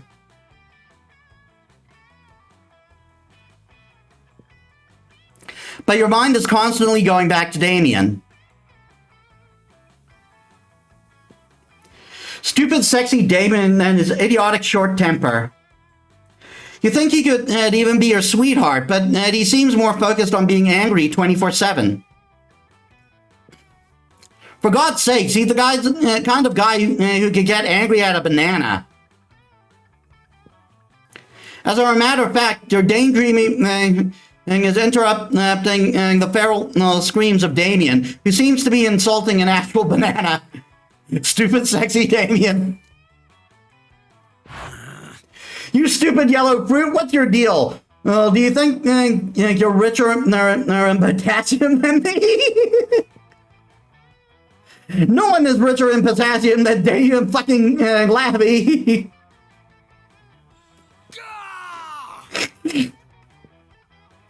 Is he even for real? I don't know, I am kind of finding this cute. Stupid, sexy Damien. No, you need to put a stop to this nonsense before it escalates into arson somehow. Defend the banana's honor, eat the banana. You get closer to Damien and in a very cool, quiet way. In a very cool and quiet way. Huh? Why don't you mind your own business, noob? But you don't mind your business. You eat the banana instead. Take that banana. What? Oh look at Damien. He's losing his shit again.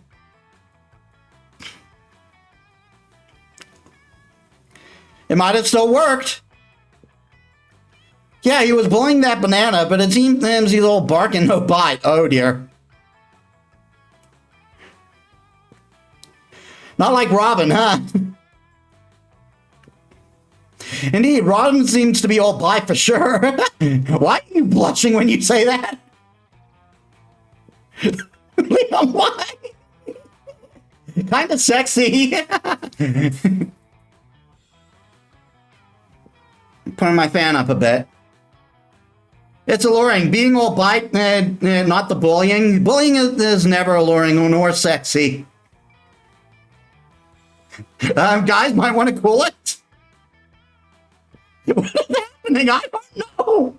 True that, unless you're bullying a banana. I mean, who cares? That's just stupid. Damien is stupid. Hashtag winners don't bully bananas, they just eat them. Hashtag Damien is a stupid banana bully. God, not again. This is it. This is the last time you dare fuck with me, you bastard. He's blushing, though. On prom night, we're going to share a very special dance. Spoiler alert, it will hurt. It worked. You made him so angry he wants to be your prom date. Oh, Robin, that's a prom fight on prom night. Damien versus Robin. It's the classic.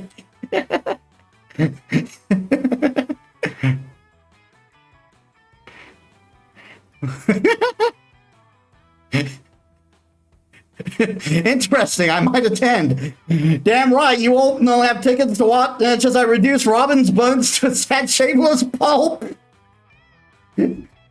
Yes, free tickets. Hashtag prom night, fight on prom night.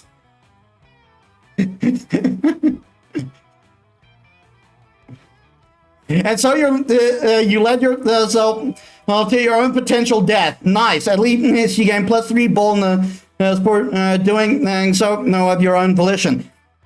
Wait a second, Robin. I think you may have gotten Damien's secret ending. This is just a thought, though. Anyway, I gotta earn money. I think that day you spent some time on the library PCs playing some good old online poker. Gambling seemed like a stupid and dangerous decision, but who cares? This time it paid off, so fuck it. You gained 2 money. Secret ending is him beating me up. No, you're going to have a dance off. And who knows, he might fall in love with you. You gain +2 money. You turn around to find Vera staring at you. This often happens, but for some reason it's not a death stare this time. She actually looks kind of happy to see you. Weird. You decide to do what you do best. Push your luck.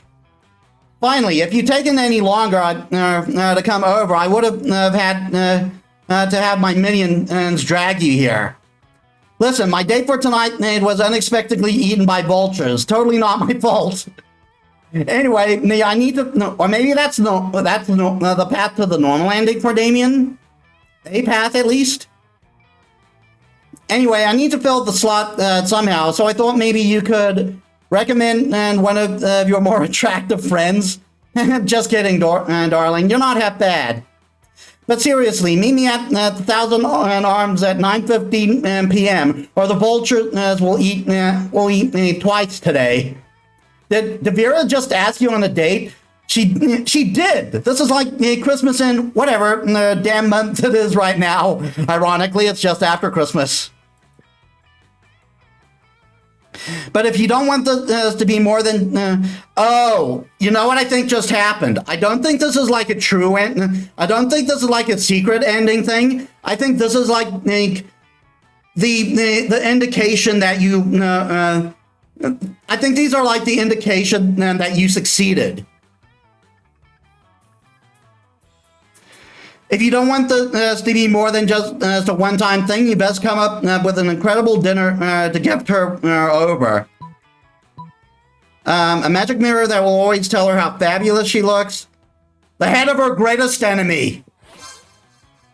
You get your trusty decapitating axe out of storage and lop off the head of Zolbeger Babcock, shape-shifting reptile human rights attorney. Luckily, reptoids don't bleed much. You're able to deliver the head in a delicate satin pouch on a silver tray. At dinner that night, Vera excitedly unties the drawstring and opens the bag. Oh, you shouldn't have, because murder is a crime, but I'm glad you did it anyway.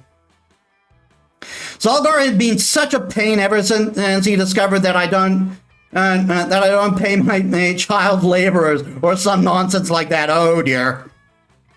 How's a girl supposed this? Oh, child laborers? How is a girl supposed to make a living when she's expected to pay every child that works for her?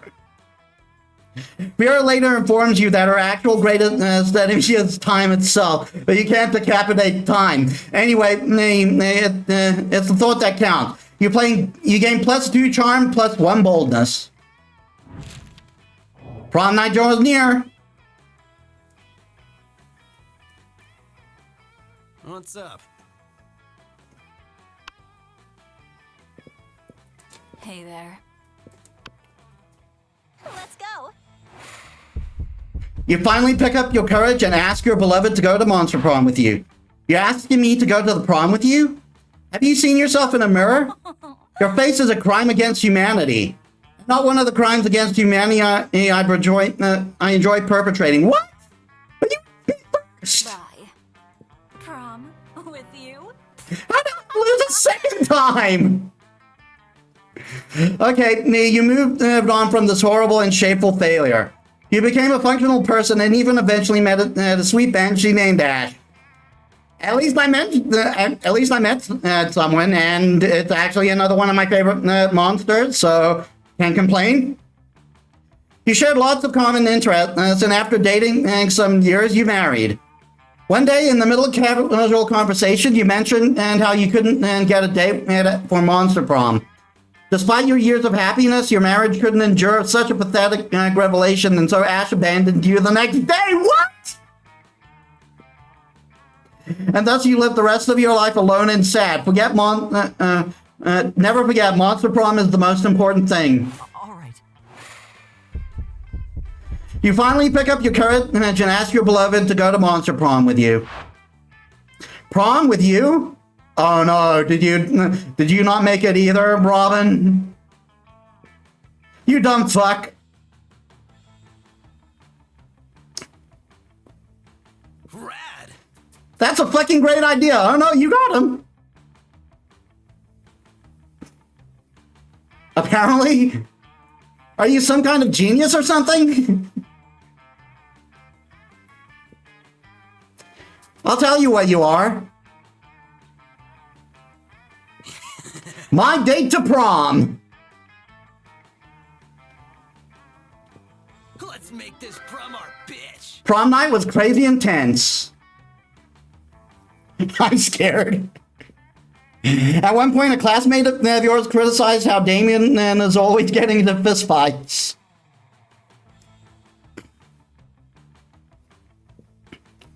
For which Damien punched him, starting yet another fistfight. You joined in and fought with him back to back.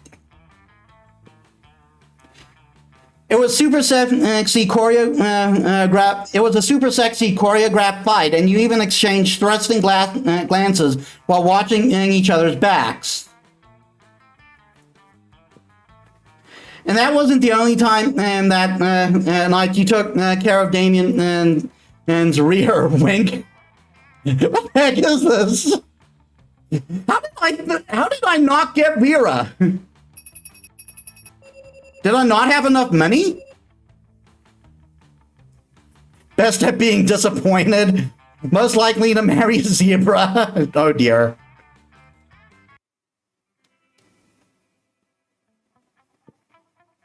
Those 2 weeks were maybe the most epic and absurd weeks of our lives. After Monster Prom, we kept living our lives, falling in love, battling for friendships, and learning about who we were and who we could be. And you know what? Like it always does, life happened, and it was wonderful. Vera built the Oberlin Empire into endless greatness. I guess my charm was too low with Vera. Maybe that was it. Maybe I shouldn't have been leveling up boldness so much as I should have been leveling up charm. Or maybe I shouldn't have been leveling up smarts.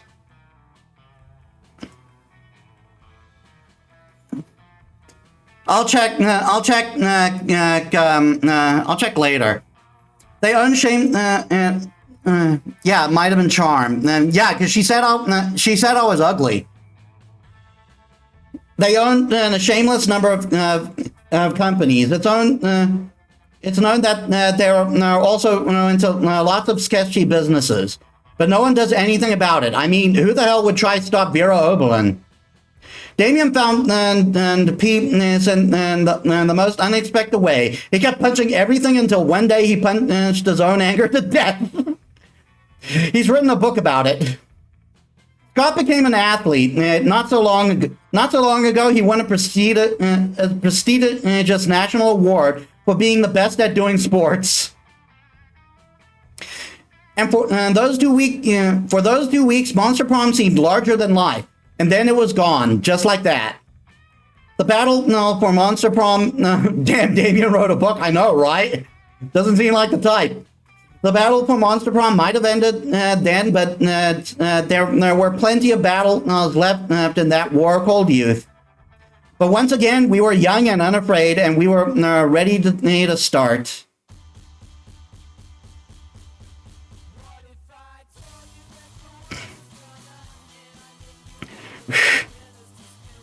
So once again, and Robin gets their date, and I end up lonely. And it's kind of even worse than before because I married a banshee who then I got together with a banshee who left me because I didn't get a date for Monster Prom.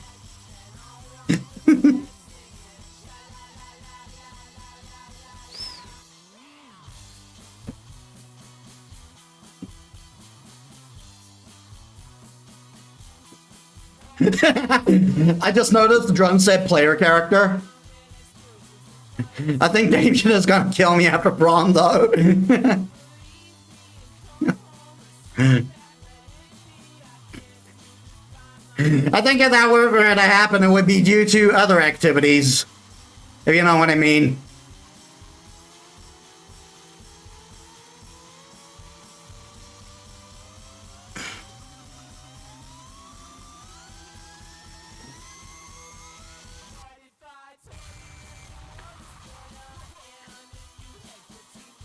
Yeah, she burned down our house. You mean? Probably.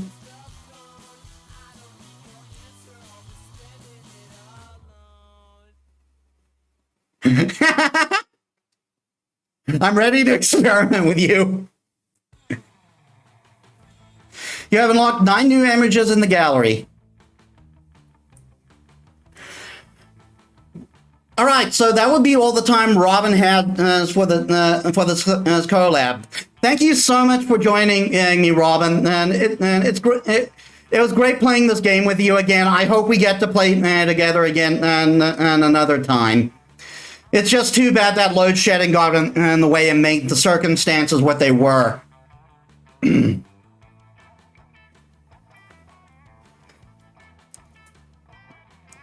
Yeah, so thanks for joining me, Robin, and see you and have fun. All right, so with the so I can either do a single playthrough, play another. Yeah, but there's always another time. Yeah, indeed. I look forward to it, Robin, and maybe next time I'll actually get a good ending.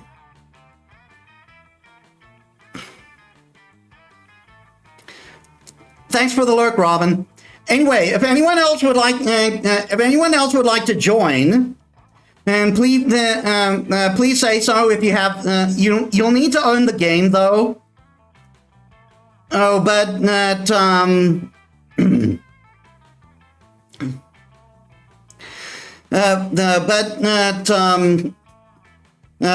but if you want to join in the game, we can do that. Or if you want, I can do a solo playthrough, see how I do with that. Another option is to do one of the demos that I was unable to do last on Sunday.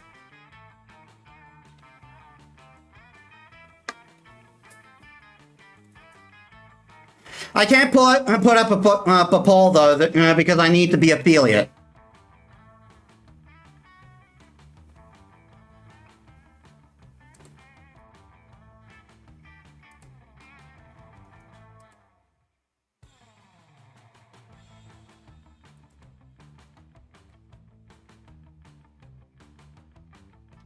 Any takers on any taker is on what to do?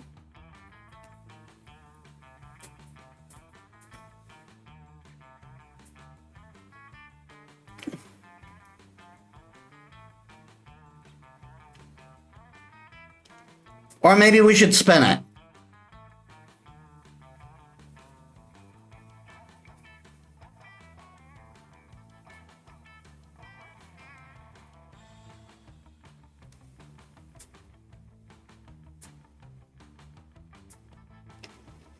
What do you think? Shall we spin it?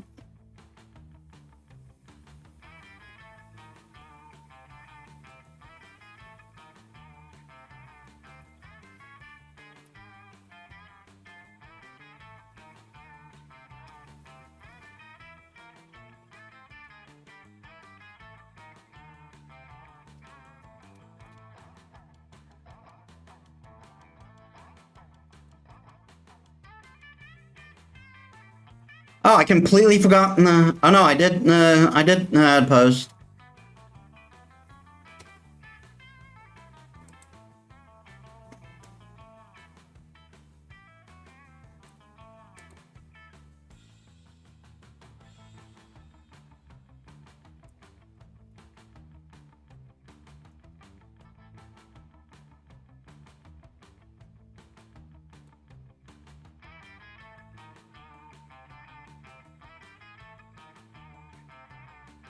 I guess I'll get the wheel of memes out. See what we do.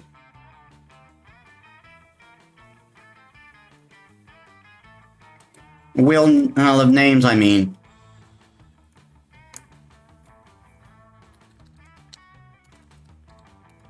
Wheel of names.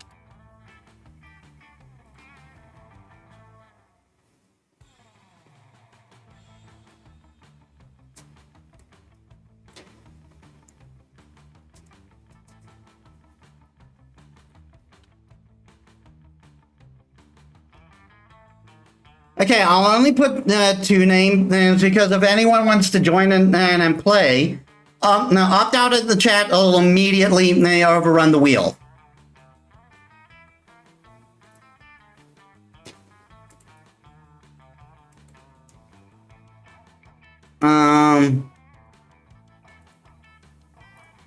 Let me just add a thing.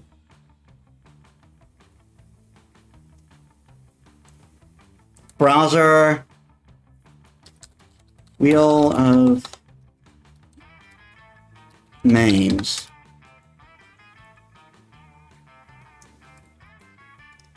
Copy.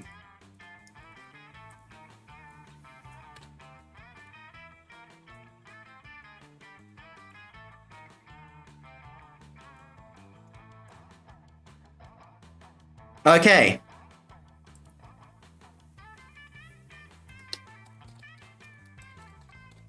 More Monster Prom.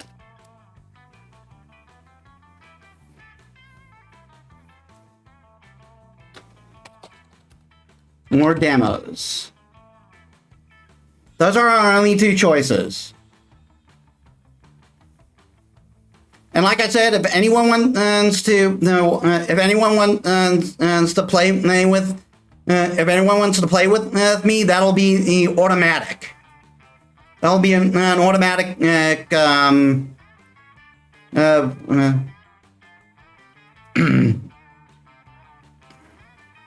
That'll be an automatic override. What will we be doing?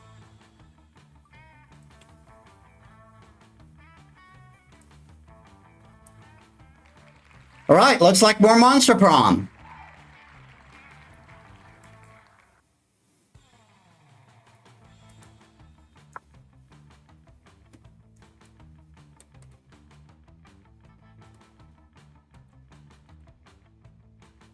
Okay, so I will do a solo game. I'll do it, maybe a couple of solo games unless someone wants to opt in.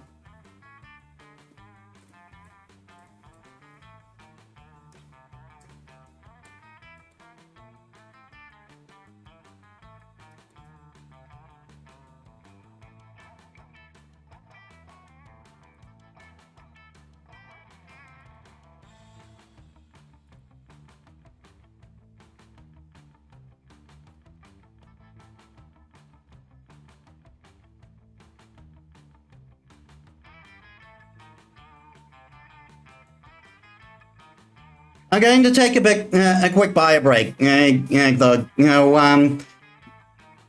just let me know in the chat if anyone wants to join. Okay. All right, I'm back.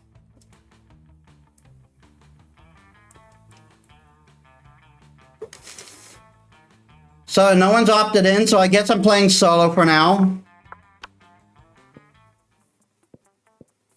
We'll go one player. We'll go first term. I want to go short game and give someone a chance to want to join.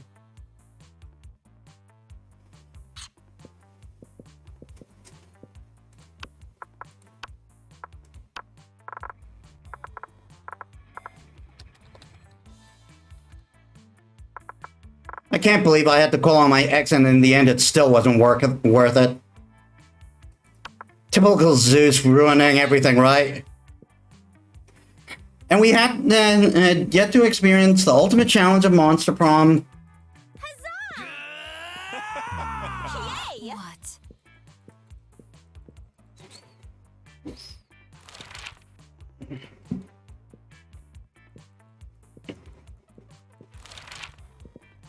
Okay,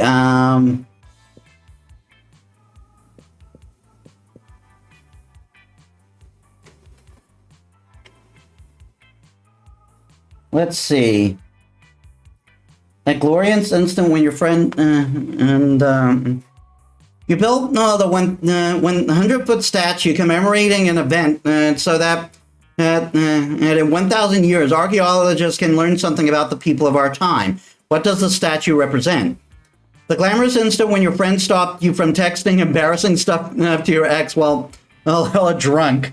The mind-blowing twist is that your favorite TV show that clearly changed the life of everyone changed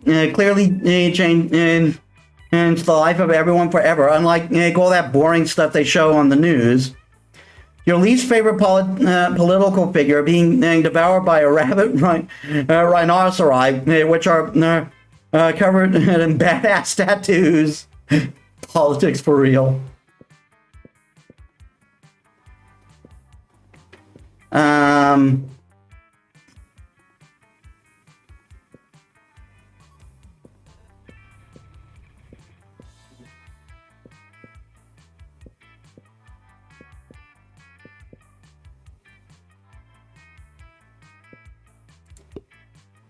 Okay, so creative. It's your chance to fix global warming. Go ahead. Global warming isn't real. I invented it, and now science is claiming authorship because science is a lame copycat with no original ideas.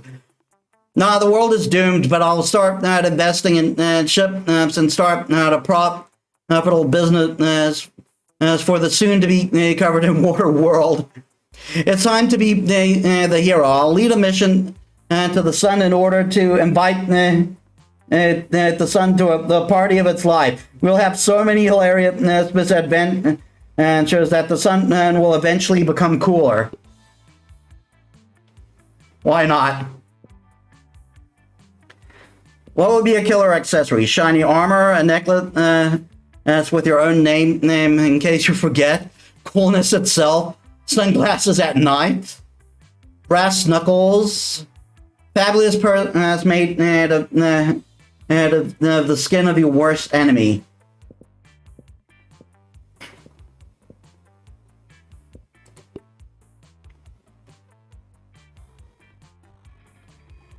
So I will try for Polly's good ending. Let's go.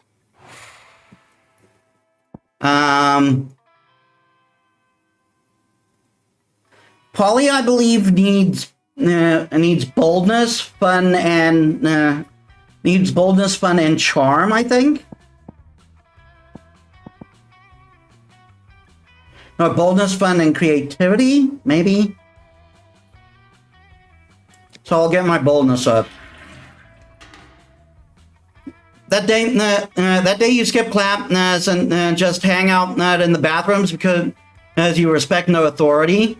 I guess some people just want to watch the world burn by skipping class and hanging out in the bathrooms.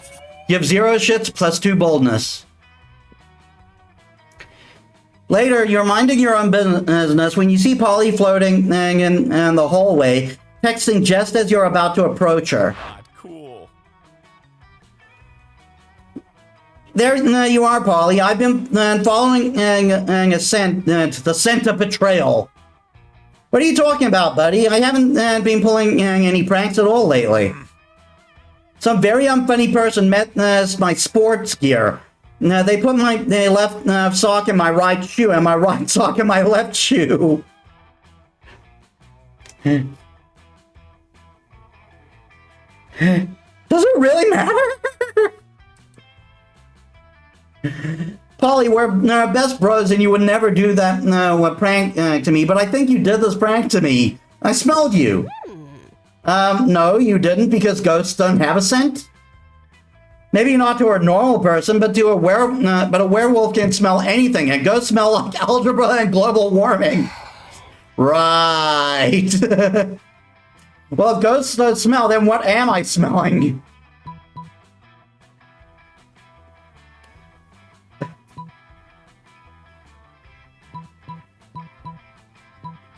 Sure is a mystery. You hop in my van and we'll go solve it. Scoob, I mean Scott.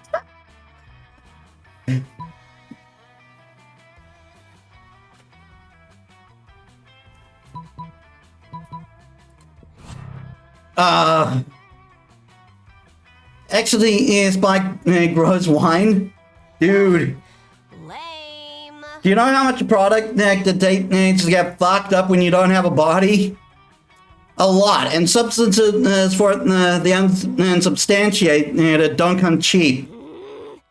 I would never, ever, ever waste time and money putting ecstasy in wine just for the smell.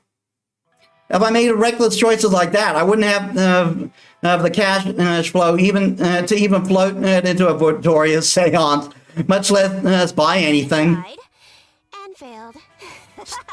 So I'm sure that wasn't what Scott smelled. Bro. I think it's safe to say I'm terrible at this game. I wasn't. What I smelled was the worst out of all, the betrayal of a friend. Scott shoots a heartbroken look at Polly and at you and sulks off. Polly runs after him. Wait, Scott, I'm sure you ever played that prank and you was just trying to be funny. At least I got something from her. But I got minus smart, minus charm.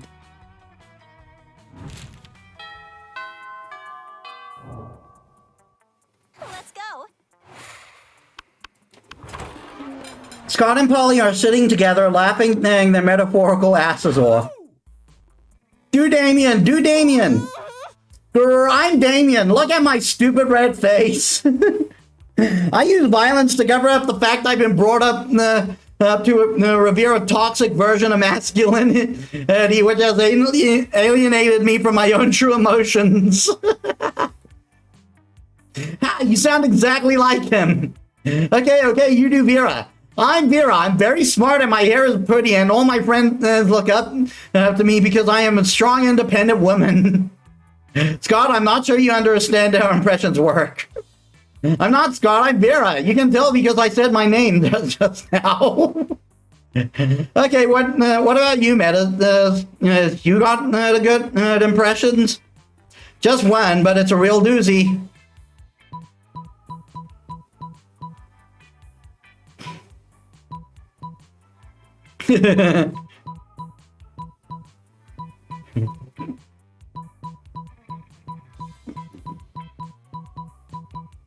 Impressions are about making fun of the other person, right? So maybe that's the wrong call for the other one. I know you're doing an impression of me because you said my name, but oh my god, that sounds exactly like him. It does? Yeah, remember the time and we took that impression clap together and we had to introduce ourselves? Oh yeah, I did. I did say woof woof. It's me, Scott, a dog boy who's bad at impressions. But I didn't yell like that. I'm sorry. Are you the real Scott? There's two absolutely identical werewolves in front of me, and I can't tell the difference. Polly insists on a smooching contest to determine who the real Scott is. You end up winning in more ways than one. I love this game. Let's go. I don't think I don't think smarts are the way to go with Polly. I need more fun. That day during recess, you start at a half-an-hour rate that goes full crazy. You have no idea how it escalates so much, but at one point, there are like 3 people. Someone summons demons from a nightmare dimension. The consequences might distort the fabric of reality itself. But who cares? It's a rad party. Game +2 fun.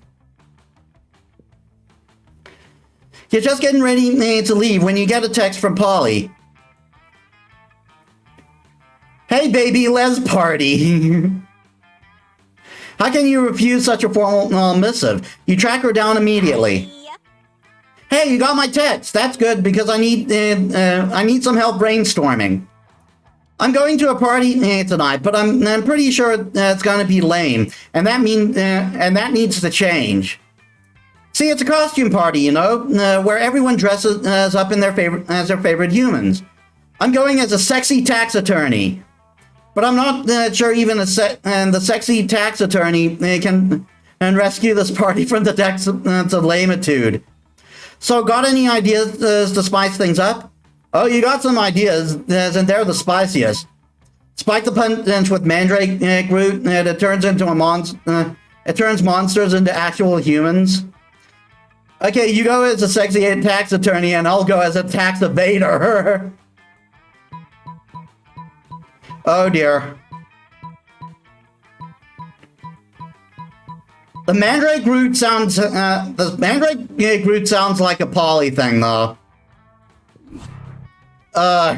Later that night at the party, whoa, it's working! Everyone's totally turning into humans. Wait, why are they all wearing suits and drinking cocktails? What kind of party have you turned this into? A young man in a sharkskin blazer and American Psycho haircut sidles up to Polly and offers his business card. Oh no, this isn't a party at all anymore. It's a networking event. Run!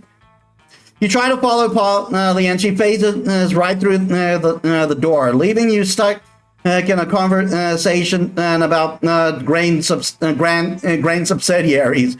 You check your bottle of elixir, and sure enough, if it wasn't the Mandrake root you used, it was the business Mandrake. You lose 2 fun. Oh no, I lost fun.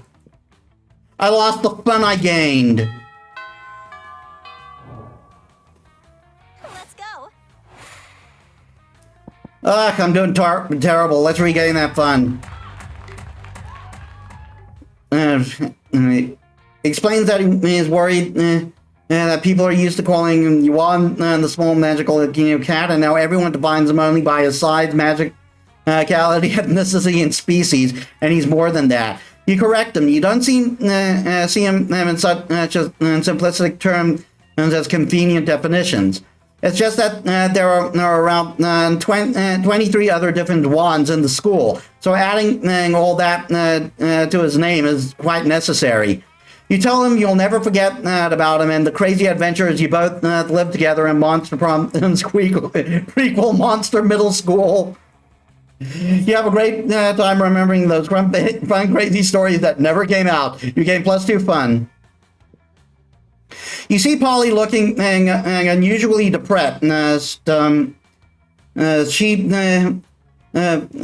usually is on hella good drugs at this time of day, and you ask what's up. I'm gonna live forever. I was yelling at the party last night because they were playing that cheesy Fame song. You know, the how was it called? Oh yes, I'm gonna live forever, duh. But then I realized it's like literally actually true. And forever is like really, really, really long time, you know? What if I run out of stuff to do? What if aliens take over? And what if they ban partying? What if the Earth blows up and I have to live in space with boring space aliens? I get bored when the bus takes an extra 10 minutes to arrive. How am I ever going to stay hyped for eternity?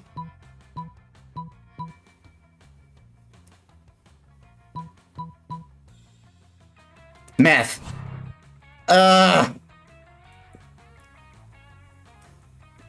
Just like regular meth? Not even double meth? What about meth plus?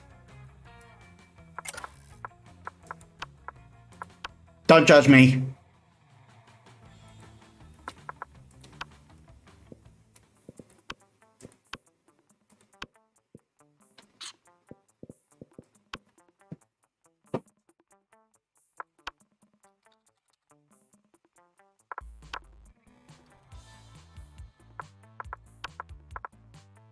Sweet.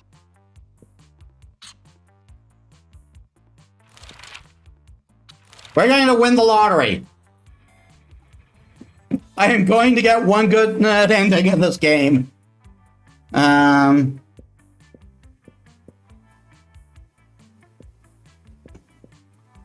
number of the sexy tiger. Charm.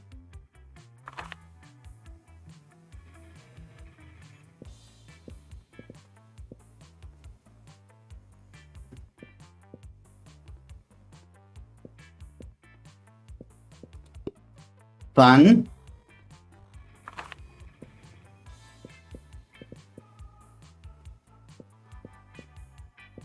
Wild party in international waters. Crimes. Professional meeting where you claim your date, where you charm your date with some astonishing business advice. A lovely walk in the forest after rescuing your date from a dragon. A sweet, sweaty and manly wrestling match. An art exhibition. I think party. So we're going to go with Polly again.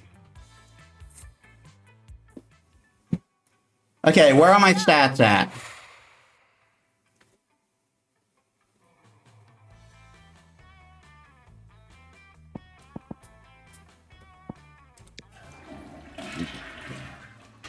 I'm gonna watch the world burn by skipping class.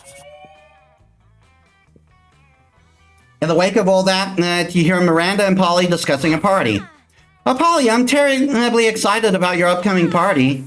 Oh yeah, it's gonna be sick. Hey, speaking of which, if you got money, you got money, right? How about picking up some party favors? I'd be delighted. How many balloons should I purchase? I don't care. Just make sure you get enough nitrous oxide to fill them all. What's nitrous oxide? Is that some kind of land dweller's breath? Well, it's pretty much all I breathe. That's what you're asking. I don't know about that. How about cake? What kind of cake would you like? Cake? I think you're mispronouncing cocaine. Oh no, I'm pretty sure it's pronounced cake. I like mine with pink frosting. I think I like mine injected into my eyeballs. And speaking of eyeballs, I don't think we're really seeing eye to eye right now. So true. Perhaps our friend Metis can suggest a mutually agreeable use for our vast riches. You should get Polly a pinata. You don't want anyone to get hurt. So really safe thing to fit it to fill it with his nice soft bags of cocaine. Yuck!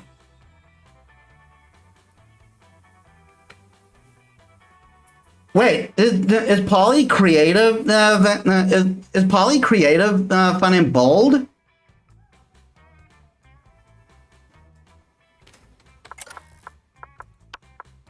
This is not going well.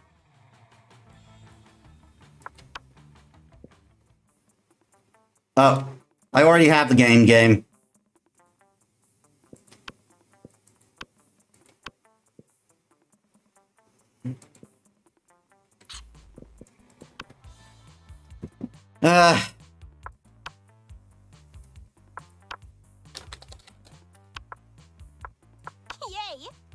Yay! And we had yet to experience the ultimate challenge. Just skip that. If you could put a curse on your worst enemy, what would it be? Curse them to fall in love with a wonderful person and be happily married for years before they realize that all this time their partner was a wild panther in disguise, and then the panther visually devours my enemy. Classic. Curse of always meeting obnoxious people at parties who are super into new fad diet that feel the need to explain and that feel the need to explain them in detail. You can't rely on the effectiveness of the curse. I prefer to take my enemies out the old-fashioned way by exposing them to unsafe doses of radiation over the course of several years.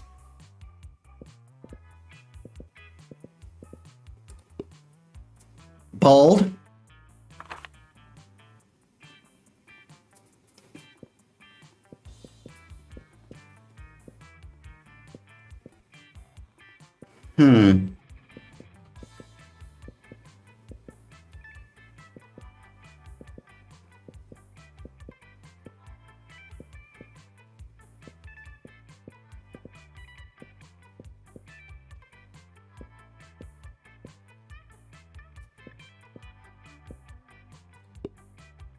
Fun.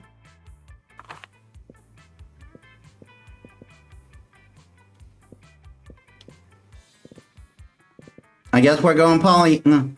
Oh no. Let's go. Well, I have 7 smarts. So I guess we're going to go Liam.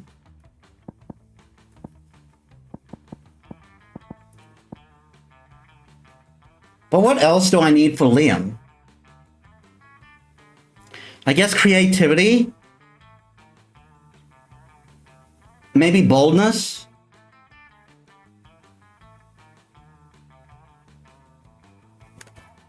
Let me check.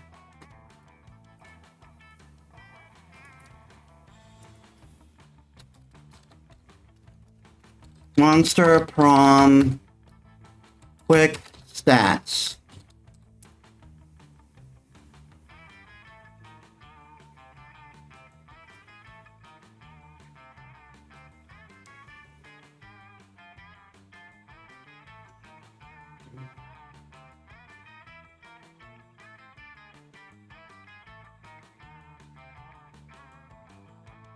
Stat requirements. Guide. I'm only going to look up what stats I need.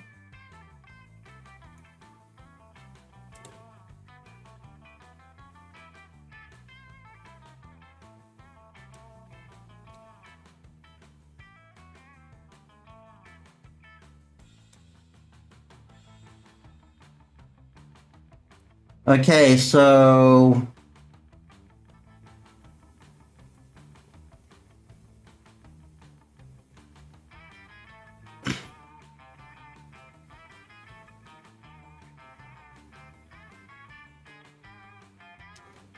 Okay, Liam needs 13. Liam needs 7 hearts, 12 smarts, and 12 creativity. And we've already got a heart.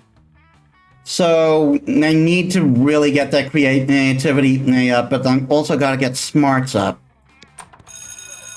That day, you listen to your elders and learn valuable lessons. Sometimes after all the monster nonsense and the dating gimmicks, you forget that attempting class is supposed to be the primary activity at this high school. Plus 2 smarts. Notice Miranda trying to put a smile on Liam's face. This should be good. I simply do not understand how you can be so gloomy all the time, and when the world is so fun, is so full of wonder and magic. I guess I'm just not part of the Everything is Beautiful Club. The Everything is Beautiful Club? Is that a secret club? What? Oh yeah, totally. I want to join. How can I join? Liam seems totally sexually disinterested in continuing the skag, but you have no such reservations. You tell her. It's super easy to join. All you have to do is eat a bunch of cotton candy and crap out a unicorn, simpleton. That sounds like bold. I want to win one. It's hard for me to gauge what stats are what, though.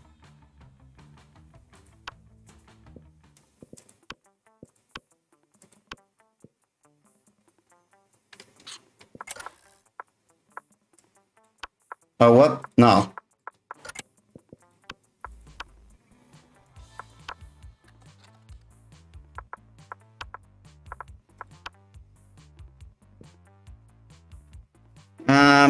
We had an experience.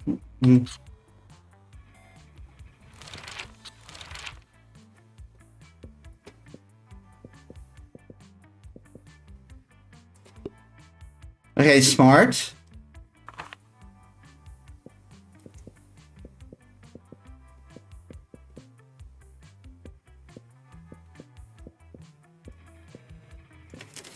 The tax is writing charming instead. Find a genie in a bottle. You can ask for whatever you want.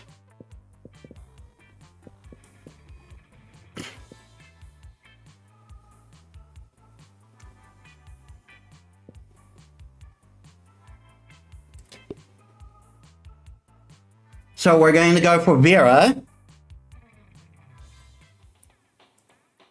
Let's go. Vera in the short single player needs 12 hearts. It's 10 smarts. Oh, I was short on smarts and short on charm and A plus money.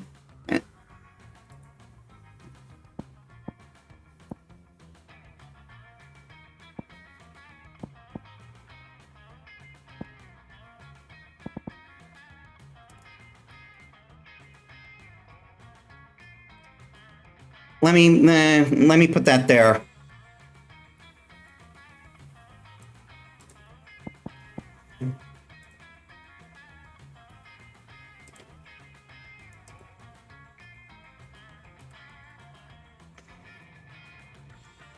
Okay.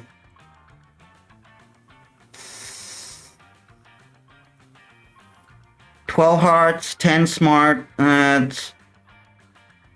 8 money, 9 charm.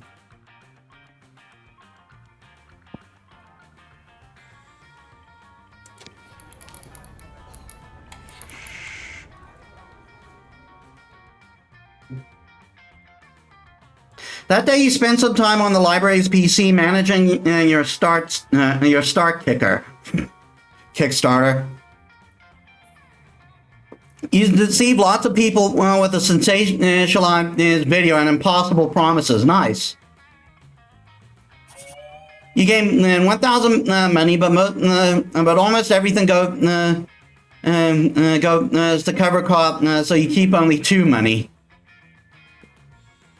You notice Vera showing off an elaborate necklace to Miranda. Only Vera Oberlin. They're the crown jewel of Lemuria. My family acquired them in a cutthroat business merger. Do you like them? Oh yes, very much. Graceful. Such a shame about the Lemurian royal family, though. What? That they were all dead at the hands of their own servants? No, that was unavoidable once the true tragedy had taken place. They were no longer loved by their subjects. Fear, do you mean? Oh no, fear is scary. Love is what matters. I could not disagree more. You there, settle the dispute for us. What is the best way to let people know how powerful you are? Buy their houses, burn them down, and replace them with a water park. You don't need to convince anyone. Just make everyone who doesn't love you disappear.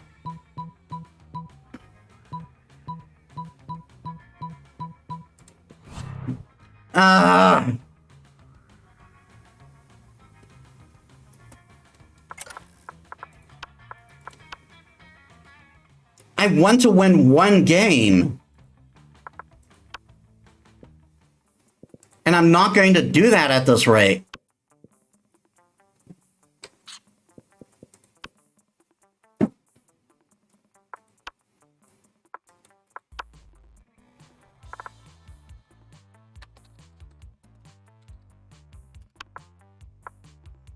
Yay!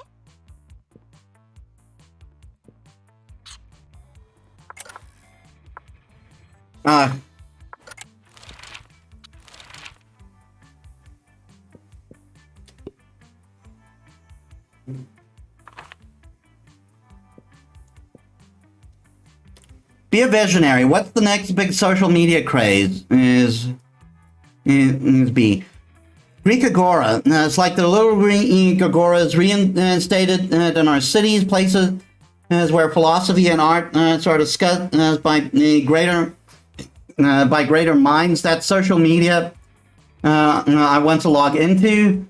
Bullshit, it's your regular social media network, but each time someone shares news that isn't supported by real facts, their tactics, and the money goes to the people exposed as to that bullshit.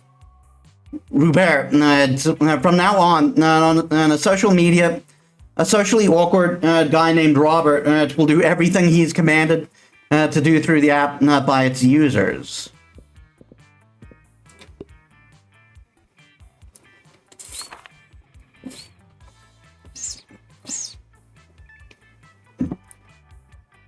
Is maybe the play to try and get as much into a single stat? I feel like the choices in these games are such a loose correlation with what actually happens in the game. And see what you mean. I think the idea is like trying to feel out what kind of stat it is. And I'm kind of bad at that. The person is a coward. The person is boring. The person lacks manner. What would the deal breaker be? The deal breaker for a potential lover? Person lacks taste.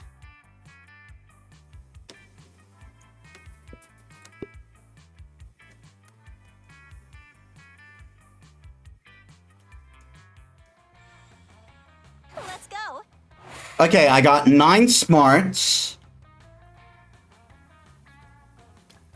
And we're going for Vera, so what do I need for Vera? Again, short multiplayer, 10 smarts, so I only need 1 more smarts. 9 charm, 8 money. Also, welcome to the stream, Dodex, though I think you were here from the start. How's your day been?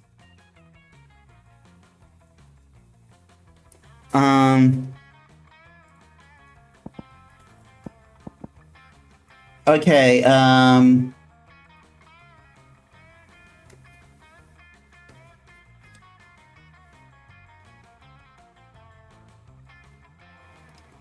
already forgot the stats.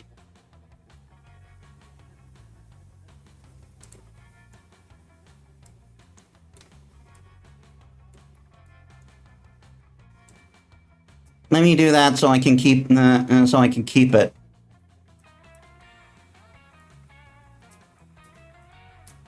And you know what? I'm actually going to bookmark this for future playthroughs. Good, I'm watching at work. Don't tell my boss. All right. Okay, 8 money, 9 charm, 10 smarts. So I need 1 money. We need charm the most. Ugh, this is going to be hard. Okay, we're scamming. So we met our money requirements. The work isn't that bad. It's just it's not at a level that it needs to be if you want to win this all-star drag weight against the real badass punk of metal. What's your plan to win, Damien? And just drive your car really, really, really fast? Of fucking course it is, Vera. That's literally how street racing works. and that may have won you the crown. And that may have won you the crown in the past, but it won't work against Justin Darrington. Damien, he's driving the Thunderfuck 5000. I'm driving Nancy, a pile of shit I'm lovingly cobbled together out of every car I've ever destroyed, either in a race or just literally destroyed via arson or whatever. And Nancy can take on anyone, anything, anytime. Metal. The Thunderfuck 5000 is an electric car. Nancy runs on juice of little actual dinosaur corpses. What would be more badass than that? Pathetic. I don't know. Maybe running on pure lightning? Nancy is a piece of shit, Damien. Deep down, you know what she does not have and what it takes to win us this thing. Seems like this drag race is pretty important to the two of them, and that they're not going to come to an agreement on their own. Looks like it's up to you to be the voice of reason.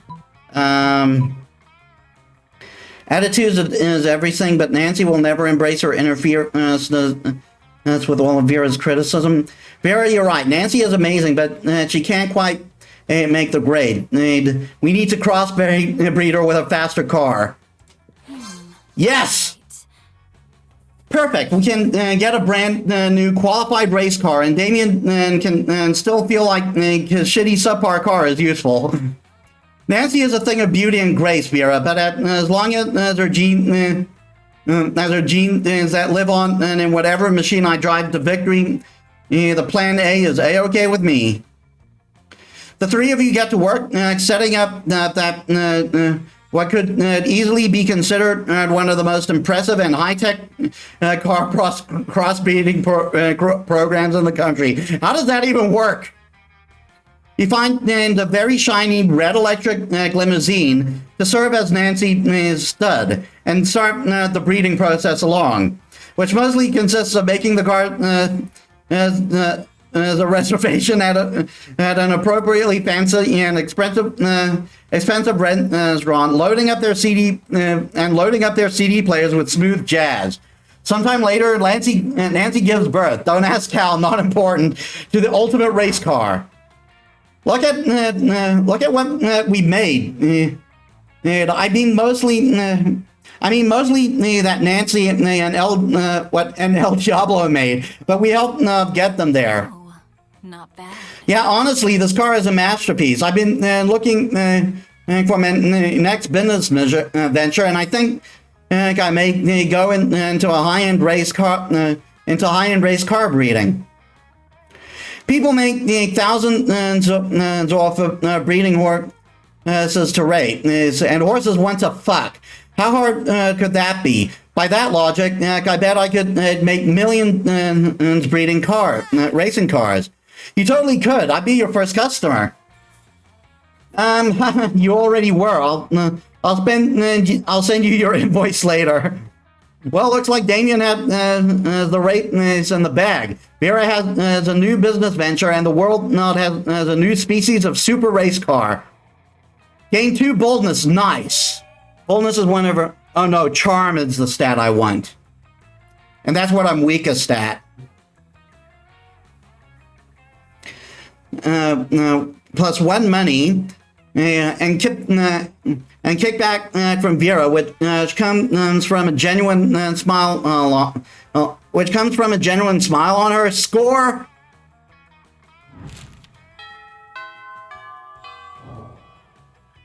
Let's go. As you approach the table, you see Vera directly lifting a fork full of quona to her mouth. She brings lunch from home. When food fork 6 8. Who do we deliciate? Eating, yay, eating! Ah, Scott, what on earth are you doing? I'm cheerleading you to help you be the best eater in the whole school. What causes this obsession with cheerleading me through mundane activities that require no cheerleading? Everything requires cheerleading, silly. That's why we have cheerleaders for our cheerleaders. But I can see my cheerleading's not working. You haven't eaten anything yet. That's because you keep startling me with your damn cheerleading. I can't eat when I'm startled. No, that can't be it. I must be cheerleading. I must not be cheerleading hard enough. Hey, friend, maybe you can help me?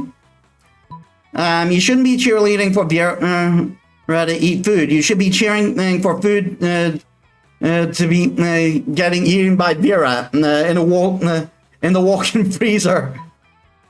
Problem is, obviously, we aren't dressed up as a giant salad. Oh, duh! It's just like we cheer for the other team to lose instead of cheering for our team to win. Yes, I invented that cheerleading strategy. It gives us a huge psychological edge against teams that hate losing. I'm going to try it right now. No, those vegetables are gonna get so inspired. Scott runs off to the kitchen to inspire the vegetables. You can still hear his muffled shouting from the back, but it's not bad. It's been quite pleasing. Thanks. Now I can finally enjoy the quinoa baby tier salad without unwanted encouragement. For the next week, all cafeteria food seems extremely eager to get in your mouth. Cheerleading really works.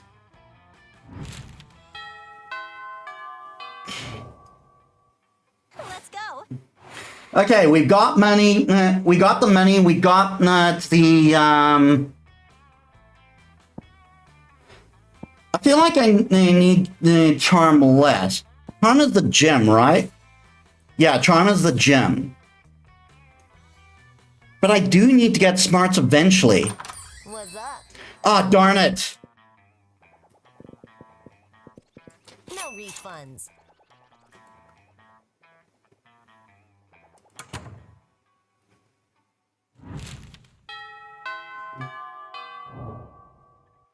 Let's go. That day, an epic dodgeball match takes place. That may have screwed me. Everything seems lost, but you deliver an inspirational speech that fuels your team's spirit, leading to a spectacular comeback. You're clearly a natural-born leader. Plus 2 charm. I still don't have enough. You're happily examining the shitty crayon drawing you got from the store, thinking about what kind of frame name will enhance its childish colors and stupid composition when Scott approaches you. No, not Scott! Hey, Metis, is that the picture? I love pictures. Coach says one picture is worth 1,000 words, and there are so many words I love, like pizza and good and boy. So a picture must be even better. What's your picture saying, bro? It looks like a little stick person holding hand and with 2 big stick persons. And also there's a house and the sun has hair. You patiently explain to Scott that it's a picture of a family and that those are solar rays, not hair. Oh, so those 2 big bros are protecting the little bro. I get it. What? No, you tell Scott that those 2 big stick figures are parents. Parents? Wow, so that's what parents look like. I totally have some parents, but, well, I've never actually seen them. That's okay, though. No, once a year, they sneak into our house in the middle of the night and leave me Christmas presents because I'm a good boy and they love me. What a noob! Ha, you baby, you still think parents leave Christmas presents in the middle of the night? That's a myth. It is? It is? Yeah, everybody knows that all Christmas presents are delivered by Santa Claus. Also, I love how it's spelled. A bearded home invader with lobster hands and a cookie fetish. But my parents think I'm a good boy. Metis, are you gonna stand there and let those douchebags ruin Scott's innocent, distract them? Whoa, this is a serious situation. This is causing Vera to show empathy. Quick, divert Scott's attention by starting a discussion on the history of development of jazz as a musical arts forms, making a silly face. Yes! 5 hours later. Looks like I'm saying that jazz is look, I'm just saying that jazz is less a vehicle for African American liberation than it is a memorial for cultural oppression and appropriation. Just because a musical genre becomes commercialized doesn't invalidate its contributions to society at large. Guys! Maybe jazz is simply a lens through which all major sociological conflicts in the 20th century can be viewed, regardless of your personal political orientation. Maybe it's just cool, fun music that's nice to hear. I don't know. I'm sleepy. I'm gonna go get some pizza and have a nap. Great. That was close. Nice work, Metis. And as for you douchebags, the hell were you thinking? Sorry, I guess emotionally harassing our little cousin is our way of coping with our unstable home life. Jeez. But you've got to admit, it's weird that Scott's been living with a grandma his whole life and still hasn't realized our parents are coming back. Yeah, I can relate to that. And maybe it would be better for him to accept the truth. I just don't think he's ready yet. And you know, true friendship is like jazz. Sometimes it's about the difficult truths you don't say.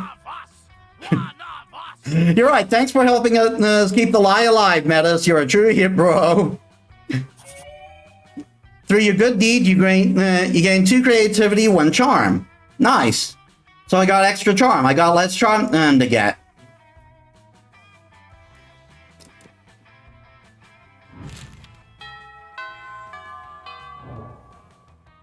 Let's go. You arrive at Polly and Vera's table and find them eating. Wait, both of them? Oh, yum yum. I'm sure do love food and eating. Look at this food in me. Yes, this cafeteria Sloppy Joe truly has a subtle flavor profile.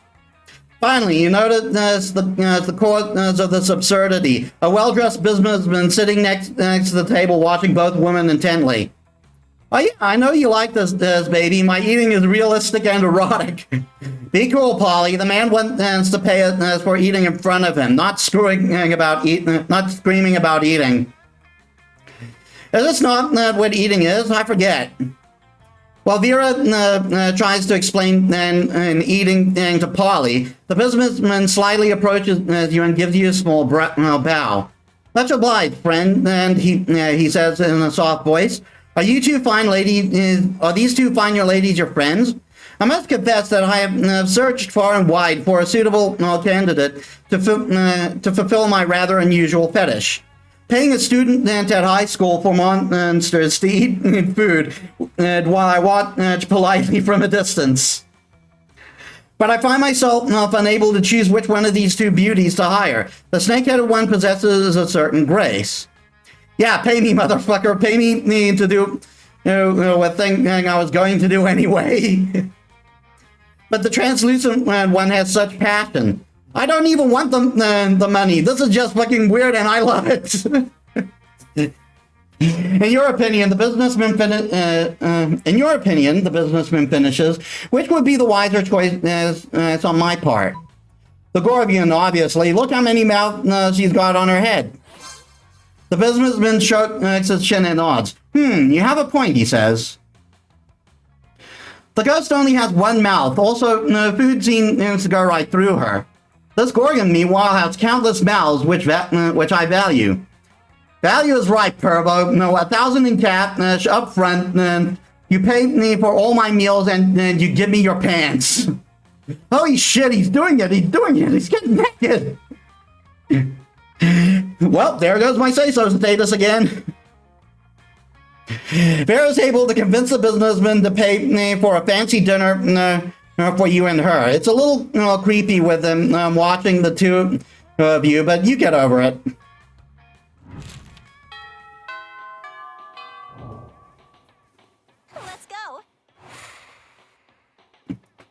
Okay, I can't go to class, so I'm going for charm again. That day, an epic dodgeball match. At one point, you're about to eliminate the player from the other team. But suddenly, you convince him not to throw the ball at you with a heartfelt speech about the importance of everyone's lives. The player bursts into tears, and you take advantage of the moment of weakness, throwing the ball at him. You lose minus 5 mercy, a stat that might be useful in Monster Prom sequel, but it isn't now. And you gain plus 2 charm. Yay! We hit the charm rank, so now we just need the smarts. Later, you head by the local pizza parlor to help Vera collect her protection money. You notice Scott moping around outside. Hey Scott, what are you doing outside the pizza parlor? Don't you normally prefer to be inside the pizza parlor? Well, it all started when I did some research into wolf mommies and daddies. It turns out wolf parents are responsible for providing food for their children. Then it hit me. The pizza delivery guy provides almost all my meals. And you know what that means? I know what you think it means. It means the pizza delivery guy is my mother. Or maybe the pizza parlor itself is my mother? It's hard to be sure. Either way, I came here to reunite with my long-lost parent. And I also get some free pizza,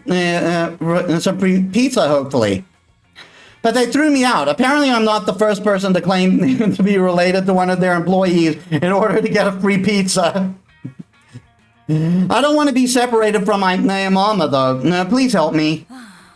Keeping Scott's misguided hopes alive may be trickier than I expected. But I just don't think he's ready for the truth. Do you think you could get the restaurant to give him free pizza and say it's from his mother? Fuck it, you've got a flexible relationship with the truth anyway. And Scott seems so sincerely invested in this, so you do the only reasonable thing. Convince the proprietors that you are a time traveler from the future and giving free pizza to Scott is the only way to stop the pizza uprising. Act like an entitled piece of shit until they give you free pizza.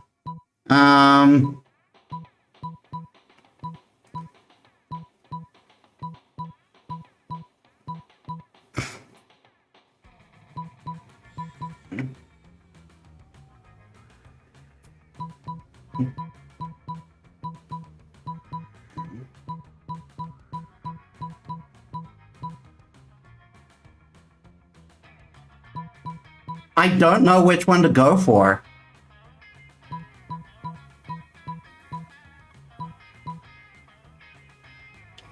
Entitled piece of shit might be charm, which I've got high in. But I'm not sure about the time traveler. That might be fun, and I don't have, or maybe boldness, and I'm not high on either of those.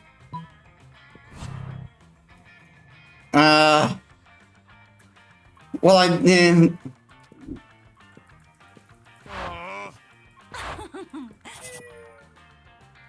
I lost money. Let's go. Wait.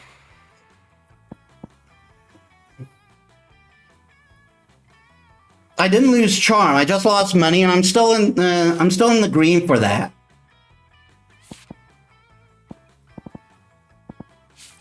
So I'll go for smarts. Class. Let's do smarts. The teacher hands you back your latest test. Very glares at her snake, at hers. All her snakes hissing. Uh-oh. This is ridiculous. I mean, an A+ is nice, sure, but look at this joke of a test. Monster history? What's the point of this? Nobody has ever become a millionaire thanks to their knowledge of monster history. This high school isn't preparing me for real life. It's just preparing me for mediocrity. This is outrageous. I'm allergic to mediocrity. You there. Now, I need a pep talk. Tell me about my bright career prospects. My job skills are being the best, having fabulous hair and telling people they're ugly. There's got to be a job out there for me, and you're going to tell me what it is. Right now. Have you considered judging in reality television? I hear there's an opening in America's Next Top Monster. Who needs college? The financial system is designed to benefit sociopaths just like you. Look, I've worked out the perfect investment strategy on the spreadsheet. Wow, a way to make money and support businesses that make life worse for poor people? You're a genius. Just look at all these investment opportunities. A toy store that sells guns to toddlers, a construction company that only bulldozes ugly people's houses. This company is just building a giant missile to blow up the moon. And the ROI is incredible. Ruining life has always just been a hobby of mine. I didn't know it could be so lucrative. And you didn't know how unethical business unethical business practices could be so romantic. You gain +2 money and +1 creativity.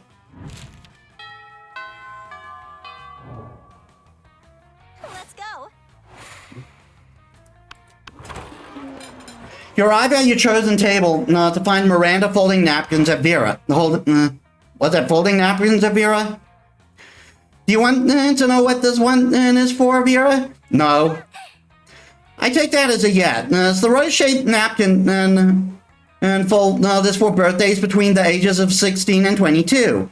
Miranda's hands move faster as lightning, turning the rose into a gorgeous white swan. By contrast, the swan is folding this for the first wedding. Is folding this for first weddings and swan giveaways. As a fashion enthusiast, I never have been so bored by a piece of fabric. Oh, and this black swan folding is for weddings where you plan to brutally murder all the guests. Not very popular, the black swan folding.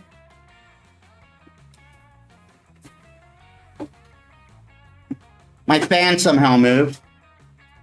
Okay, that's sort of cool, but I'm still aggressively uninterested. You happen to have some napkin folding skills yourself. Maybe you can spice up this interaction. You decide to show your most impressive napkin fold. If you fold the napkin show it, so it creates a self-aware napkin whose sole purpose is to fold more napkins. The arriving snake fold is for when and it is time to leave Vera alone and stop explaining napkin folds. Well, that's quite the specific fold. Under what circumstances would one use? Oh, I see. Damn right, you see. The notice how my whole head is covered in writhing snakes. So basically, just assume that don't talk to Vera about napkin time is all the time. It's a year-round festival. People the world over are celebrated by not folding napkins at me. Well, it's not very elaborate.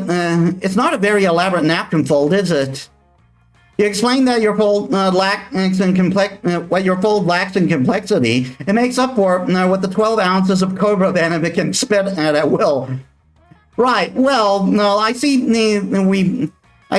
We subscribe to different schools of napkinry. I'll leave you two to it then. Your reward for running Miranda off is a one-on-one lunch with Vera. You never felt so alive.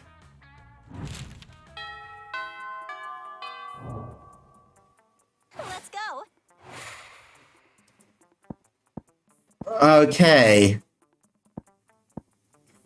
We can get one more stat in. Let's get Charm back up.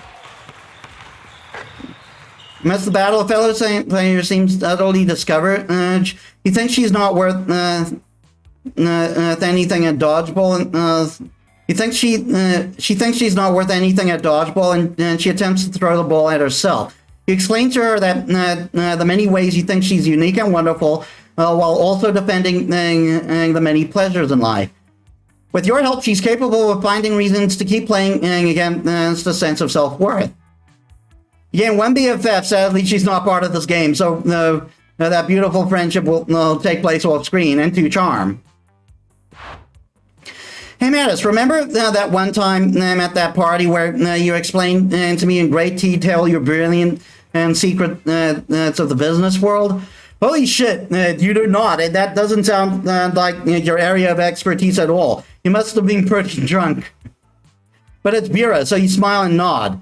Well, I'll be attending a very fancy, important business dinner event tonight, full of powerful people by exclusive invitation. And by exclusive invitation, I mean I'm going to use my Gorgon powers to turn the concierge into stone and sneak in. I'd love to see you, put other people's money where your mouth is, if you're not doing anything tonight. You are planning on reorganizing your collection of very rare mint condition Pokemon cards. The rare trading card game based on the very popular video game Pocket Humans. Oh, was it Pokemon cards? Each card depicts a human being in a very specific job and bio. But that can wait when the time rolls around for a fancy business dinner. You shove them in your pocket and roll out.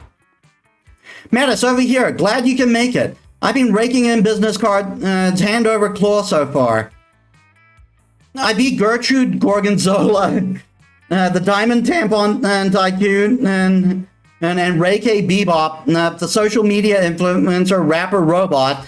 And they're both very excited to do business with me. I met them. How have you done so far? You turn out your pockets and show Vera the evidence of your endeavors, which consists of a lobby card for hotel and the convention is in, and the only thing handled to you by the real businessman, a sticky note with the word no written in red Sharpie. Maybe I should have invited someone else, literally anyone else. No, it's okay, you still have an hour left of the event. It's time to pull out all the stops and choose an amazing tactic to get as many business cards as you can to prove Vera what a valuable business set and or prom date you are. You may have no business, therefore no business cards to exchange, but you sure have Pokemon cards. Trade those. Convince the business people you have a rare disease that can only be cured if you are given business cards. Oh, geez. I think this one's bold. I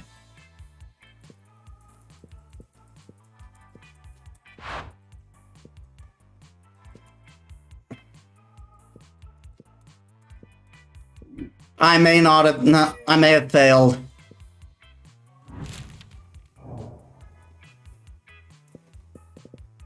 Hey there. Let's go. Prom together? I'm not a delicate flower that spends her days waiting for someone to ask her to prom. I'm a strong, confident, self-made woman. I can ask someone to prom myself. Would you come to prom with me? Oh my god, have I finally done it? See, there you have it. I can do it myself. And I dare you to decline my proposal, sweetheart. Vera Oberlin plays to win. Not bad. Okay, so you don't need a perfect game, but it does help not to have one stat as close to the max as possible.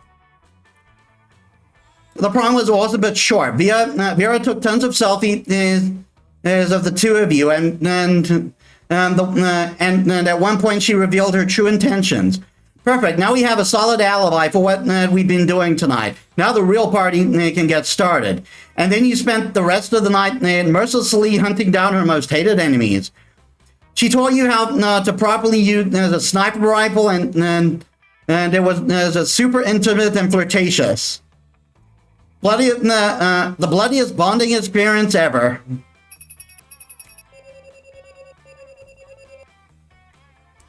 I finally got a good ending! The 3 weeks were made the most epic. Oh, so it's 3 weeks if you're playing alone. If you're playing a short game alone. After Monster Prom, we kept living our lives. And you know what? It's like it always does. Life happened, and it was wonderful. Damien became a renowned drag racer until he died the most badass way during a race. At the funeral, you spotted him hit him in the crowd. He winked at you.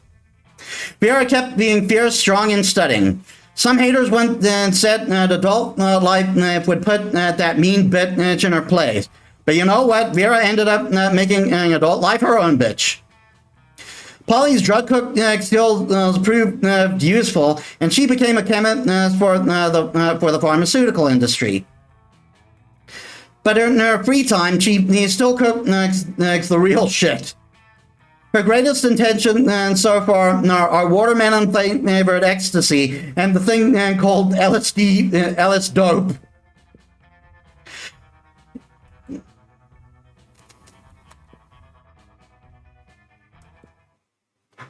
I finally got a good ending in Monster Prom!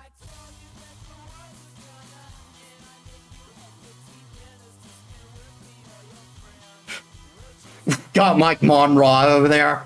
Mumra.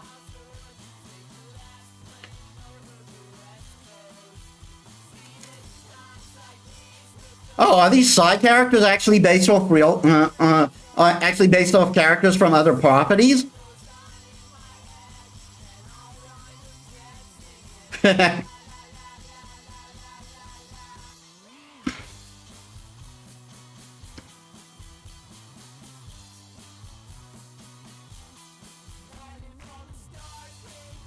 This game is great. It's so well written.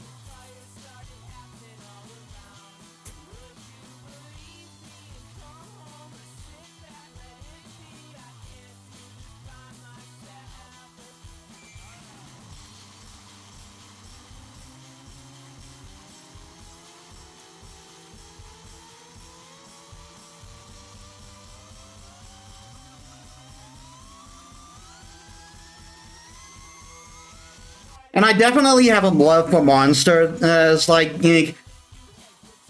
I'll be honest, it's like one of the more interesting aspects.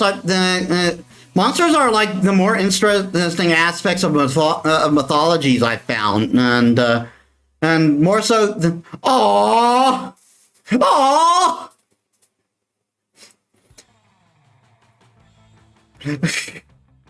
We were sharing an umbrella.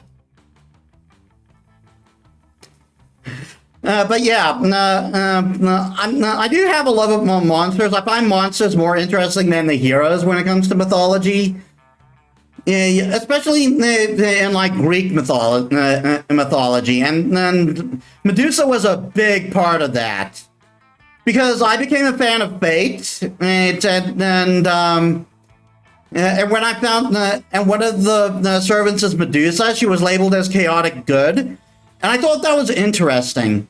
And yeah, they definitely are. And then I thought it was because I always saw her portrayed as evil, but I thought, you know what, it actually makes sense because Medusa never went out of her way to turn people into stone, and it was always people coming to kill her.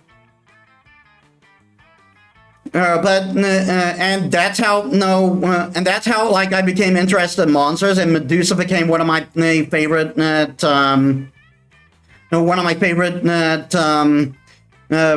mythological figures of all time. In fact, I should make a Medusa model at some point. Like that should happen. That should happen at some point. And it's because I do have a Medusa character.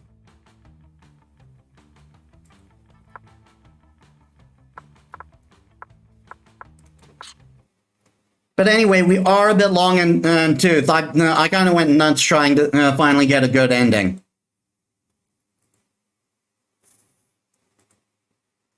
And close the guide. We'll open that up again when next time we play. Anyway, thank you all so much for watching. This is a great game, and thank you to Robin for joining me. In fact, I'll give her a shout out. I'll give her a shout out. Not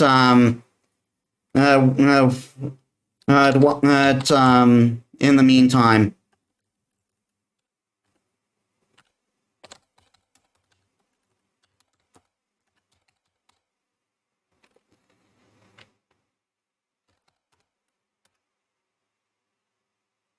Oh, I got to type out the whole thing.